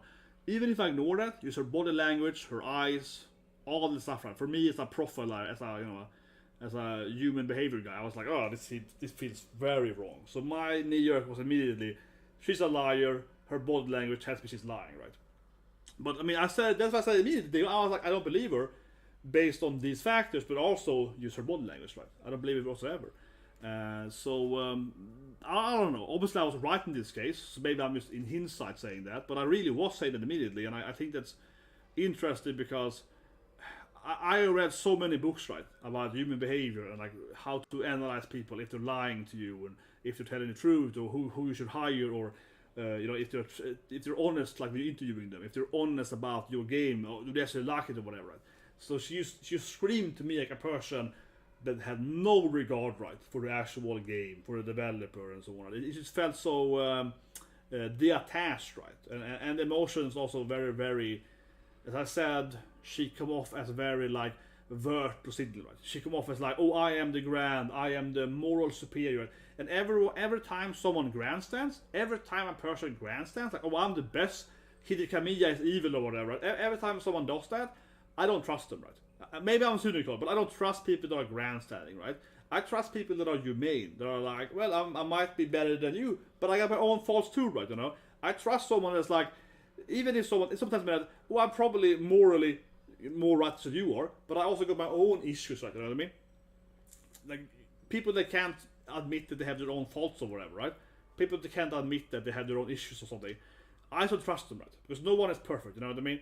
You only have perfect characters, those are in animes, right? We have the perfect shrine maiden, the perfect wife, the innocent, princess. Those are anime characters, right? In real life, normal humans aren't like that, right? Like 99% of humans have issues, right? So she comes off this very grandstand, very grandiose, video, right? I immediately is just like, now that this doesn't make any sense. You know what I mean? I just don't trust anyone that pretends they're the best. You know what I mean? Even if I personally say I am the best. No, but I mean, in the same sense that, like simplicity. If you ask me personally, do I think I'm the best? I am the best, right? But I wouldn't say I'm the best in everything, right? I'm the best in the games because I spent all the time here, right? But I have a horrible personality, right? For example, one thing I joke about at work usually is that, or when I go and consulting, is that yes, I am the best in like this field, right? But because I'm the best in this field, I also have a horrible personality, right? Because to be the best in something, you're probably gonna grow into a horrible personality traits, like I'm arrogant and I'm boisterous or whatever, right? And I'm stubborn, you know what I mean? But the reason I'm the best in this design field, which I work in, is because I am a boisterous, stubborn moron, right? Because otherwise I spend so much time mastering this field, right? But the drawback is that I'm hard to work with, right? In a sense, right? I say joking people, right? But you know what I mean? Is that obviously I'm not a very... But if I start from a personality standpoint, right? When you have humans, you have this fight, the big fight, right? And the more disagreeable you're obviously harder to work with, right? So you have this disagreeable, agreeable scale, right? And I am incredibly disagreeable, right? So I'm hard to work with because I don't compromise, you know what I mean? I don't compromise, tell people the truth, and I'm very, very honest, right? I'm very, extremely honest, right? So I'm hard to work with in that sense, right? However, because I am very disagreeable, it makes me better at sports, right? It makes me more competitive, right? It makes me better at competing and training and all that stuff, right? Because again, I want to win, right? High disagreeableness makes you better in any kind of competitive environment, right? Step at the gaming is, right? Because I want to be the best, right? You know what I mean? So the drawback of being extremely competitive, right, is the personality trait of also being hard to work with because you want to be right, right? You want to be the boss or whatever. You know what I mean? So that's kind of how humans actually are, right? Someone that is less competitive than me or easier to work with in a team, right? But they're also probably less skilled than me because they don't have the same drive to be the best, right? The more you want to be the best, right, the more competitive you are, the harder you are going to have the teamwork, right? You know what I mean? But then you're going to have a better skill, right? So if you see with people in general, that people that are very, very skilled something, people that are very, very expertise in something, right? Whatever it is, you know, coding and this thing, whatever. It's like I've never met, you know, like a really, really good developer. They don't have a bad personality, basically. Because if the more crazy good you are, the more, you know, incredibly good they are at coding, the worse they are at social skills, basically, right? But that's kind of that trait you have, right? If you want to hire like 10 really good coders, most of them are going to be terrible to actually work with, right? They're all going to have annoying personality traits, right? That's basically how it is, right? And so as soon as I see someone like Grandstand, I can tell her, oh, I'm the best, and I am virtuous, I did nothing wrong, Hidekamiya is lying, Nintendo is lying, and I am perfect, right? I'm like, no one is perfect, right? It doesn't make any sense, right? You know what I mean? I just don't believe it, right? I don't believe it. But yeah, it's just like, when you actually do all that stuff, right? And for example, right, I've been designing many characters in my life, and every time I design a video game character, right, and then I'm gonna present it to the team, right, to the artist or what, I get a lot of heat back. They're like, "Oh, you're crazy! If you can't make an elf with 2 heads and this, you're cray-cray." I'm like, "Oh, but I'm cray-cray!" You know what I mean? But then I fight for it, right? You know. But you have a lot of. I met a lot of designers in my life, and I would never hire a designer that won't fight for the character. Of course, they have to have a reasonable social skill, so they might be able to say, okay, maybe I'm wrong, they have to pick it that right. But you don't want to hire a designer that just makes something, right? And then someone is like, are you sure you want to have a 2-headed elf lady? And they're like, oh, it's terrible, okay, I'll redo it. You know? That designer is terrible. You want to have the designer, it's like, yes, I want to have my 2-headed waifu. You want to have a designer who's going to fight for their character, right? But of course, they have to also learn to, you know, peel it back if they're wrong, right? But they have to at least fight initially, right? To like, you know, so I met a lot of people that don't have it in it, right? They just present something, and then you critique them, and then they immediately surrender, right? Those people are horrible to work with. They are much worse. I'd much rather have, you know, 10 crazy competitive, right, than 10 people that are just like, yeah, you're probably right, it sucks. You know, they're terrible. They don't gonna produce anything interesting, right? But anyway, I always get triggered them. Anyone is like, oh, I'm the best and the greatest. I'm like, no, that's probably not, because I want to buy this, you know. Yeah, my rant is over, but I want to buy the basic skills like, you know, better evasion. Okay, there's some stuff there. Better evasion, let's go. But basically, my point is that, you know, anytime someone grandstands, right, and tells you that they are the best and the beautiful and the best at everything, I never trust that, right? Because I know for a fact that no one is ever gonna be the best at everything, right? I can genuinely believe that someone is best at one thing, in one field, but that means they're gonna have to sacrifice something else, right? If you're the best in X field, you're gonna be the best in white field, right? And you have to sacrifice something in the order field, right? Okay, the enemy, like a water enemy based? Yeah, like a...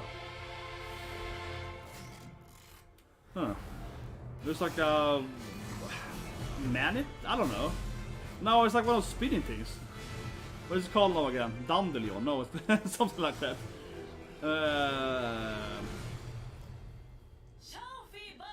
Nice, when it goes, oh, let's dance with Bayonetta is like, waifu dance time! Let's fight with my dance! I'm summoning my bigger dance body! Good.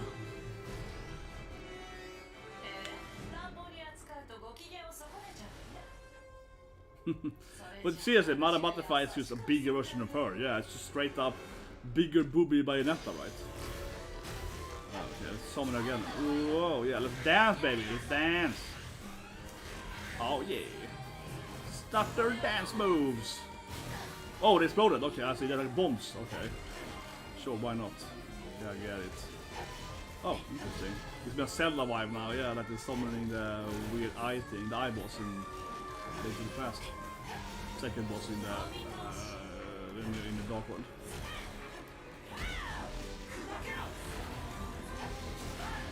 Summon my bigger waifu again.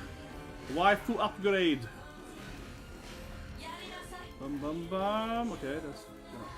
Oh, it splits. Okay, no, I get it. It splits and then it explodes when it's mortal, right?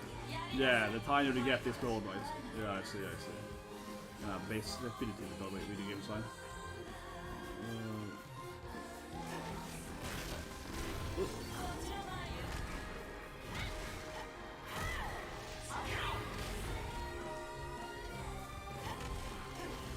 Oh shit! I was so greedy there. It's like greedy, but it's one ability. Yeah, I agree with you. I prefer Yane. Yane with longer hair. Man, I need to pick up a Yane image. I keep saying it, but every time I see someone say Yane, you know, I think about Vanitas. Am I the only one that like Yane Vanitas? You know, every time I see someone say Yane, I think about, you know, the wife in Vanitas, right? It's like Yane. You know, and she was adorable. Man, this is a good waifu, man. They even look the same, don't they? They have the pink, whitish vibe, right? They even look the same. Yane! She's a great Sundra waifu, man. Yane!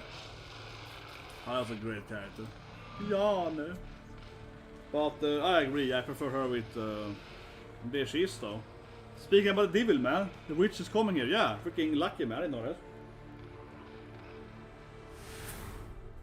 But yeah, I prefer a bit longer, shorter hair too. Yeah. Just like Yane. I prefer a bit this side, definitely.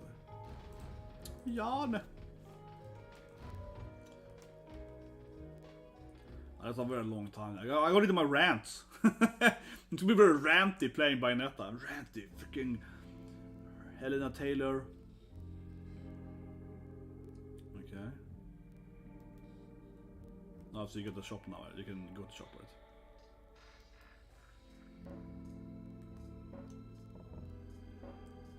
Oh yeah, it's got lost galleries. Yeah. But now it's like you get the dart throwing. They're cute.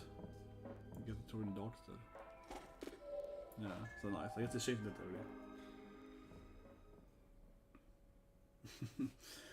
area. That's pretty good point. Yeah, I agree with you. Loki and Danmashi wouldn't probably look as good with long hair, yeah. I think you're probably right with Jenny speaking. Kind of the tomboy look, right? The Loki has, the tighter body, the slender body. It probably looks better for most anime characters and gaming characters to have shorter hair, yeah. Like the... It probably looks weird to have longer hair. But it really is Yane! I can see Vanitas being like, Yane! Like another Bayonetta. Pink hair Bayonetta. I think we're gonna play other alternative. The spider is not a... The storyline's gonna be wacky, right? The storyline's gonna be wacky because we're gonna play different, like, Bayonettas through time and space or whatever. Something like that. The storyline is gonna be cray-cray. I think you're gonna be confused regardless if you play the first games or not. Yeah, it's like another time version of Bayonetta. Spider probably? Yeah, exactly. The spider demon is playable in the game. Okay.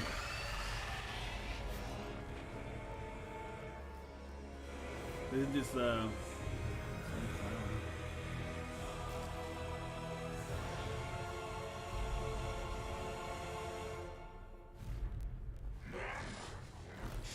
Wait, you can talk now? You can talk in these games? You're calling me ugly? I got the biggest wife to ass in the fucking industry, man. I'm like the biggest butt in the whole industry.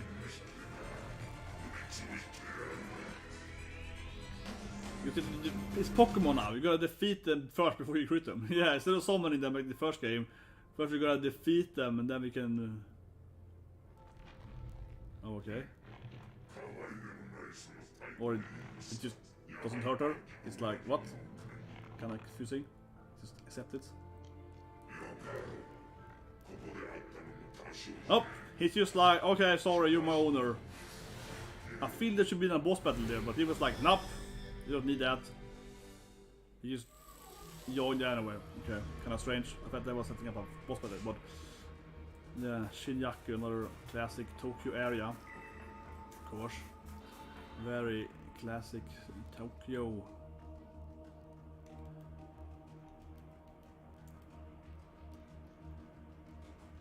Oh, okay, so they are not the same thing.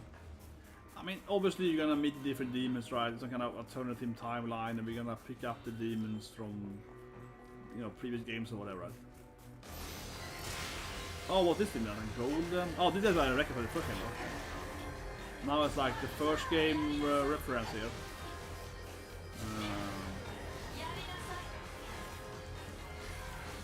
These are the classic big guys from the game. I've seen before a lot. Oh. Them shields, man, is cheating. Oh, cool. No, it's spiders bit spiders. It is.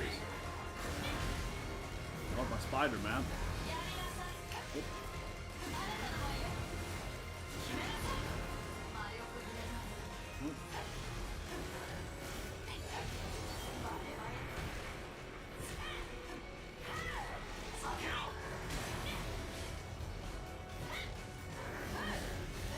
Oh, they got me then. Damn it. Good shit. Kill it. Oh, come on. It's like one life left on it. If I die now, it's gonna be embarrassing. Oh. I hate that. You're so greedy. You're like one more attack, so you don't even try to avoid. Because you're like, I need to get the one attack. Yeah, I guess there was an extra fight there.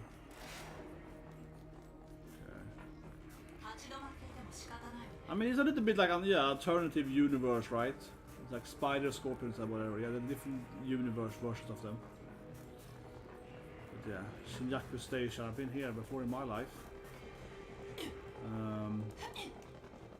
No, PlatinumGames is in Osaka also, but probably have some office in Tokyo as well, right? And another main thing with Platinum is there in Osaka, right? I've never been there, but I haven't been in the company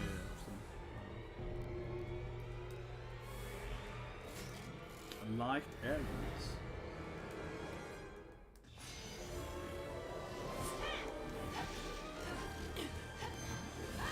This might be hard for this weapon. Oh yeah, this might be hard. What do I use them? Maybe the bazooka is way better than the gun, or it's shit because it's better having like passes.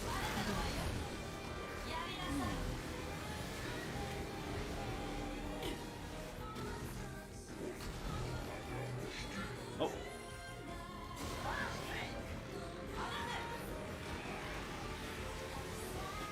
It's like small little spider bombs, I think. Oh.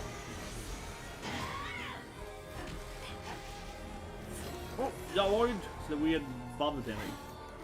Right? So the one when just annoying stuff. What's happening now? I grabbed him, yeah, with that little. Oh.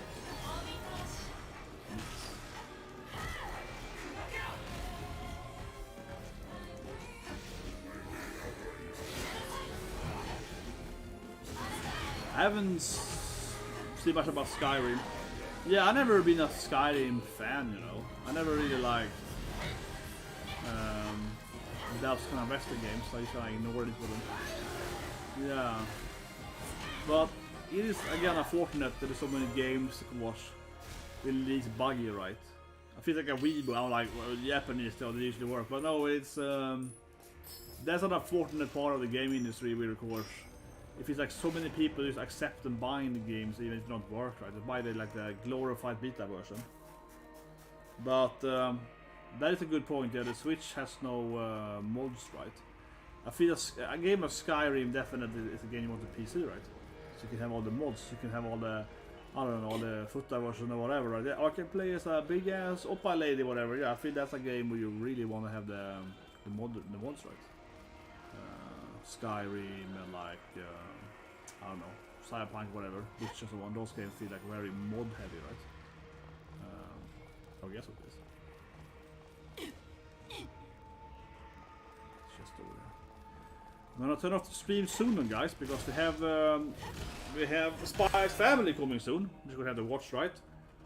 This is a very waifu game, but you know me, I gotta watch my. I just love Anya so much. You know, I mean, it's the best daughter ever.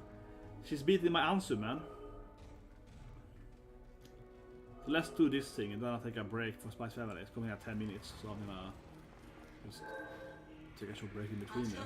Oh, no, the button. No, the button.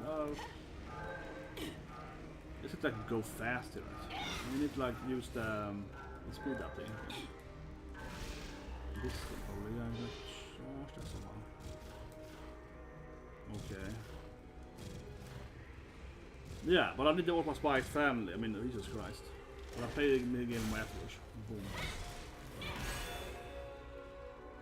Okay, let's try again. Definitely need to go into this like weird. Oh, that's not one of those bird things. Okay. We need to go into this like cat form thing, right? Massively. And then stay in the cat form. You want a 10 second on you. This is what I mean. I should say that. If I jump over it though. I feel they're almost like too. It's hard to control the animal forms. My opinion. Can make it that way? Yeah, can make it that way. But I feel hard to aim with. But doesn't it exist on? I'm just assuming there exists a version, right, of like Skyrim where you can play as like, you know, oppies or whatever, big oppi ladies or something. That is the only reasonable mod to have, right? I want the little birdie. Where is it? It flies on a pathway, I think. So you need to find the path of where it goes down. What? Where is it? It definitely flew there earlier. What?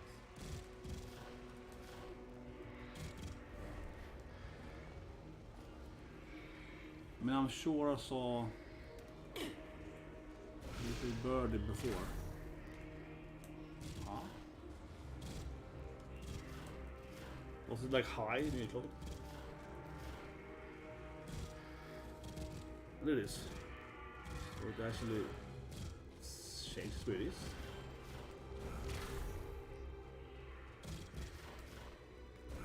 Okay, where's it now then? There it is.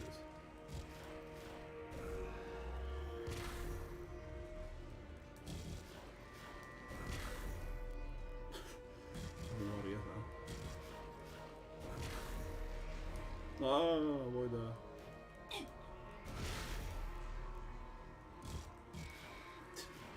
Yeah, but that's what you play, right? You're gonna play the oppies. The oppi version of every game. Oh, come on. Ah, come on! And then if it's outside again. Ah, the time for this. I gotta watch my Spy's Family. I gotta watch my Mama Yor. Come on. Oh, come on. Oh, Jesus Christ, it's so annoying. I hate it. I hate it. Then fast out again. I hate it. I hate it. Ah!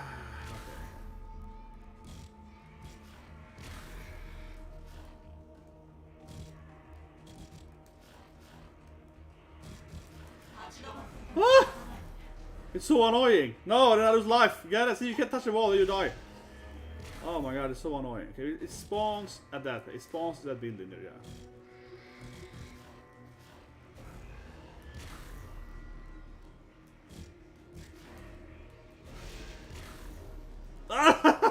Holy shit! It's a good question. Yeah, I thought about it in Sunday streams. Silent Hill. I looked at the trailer.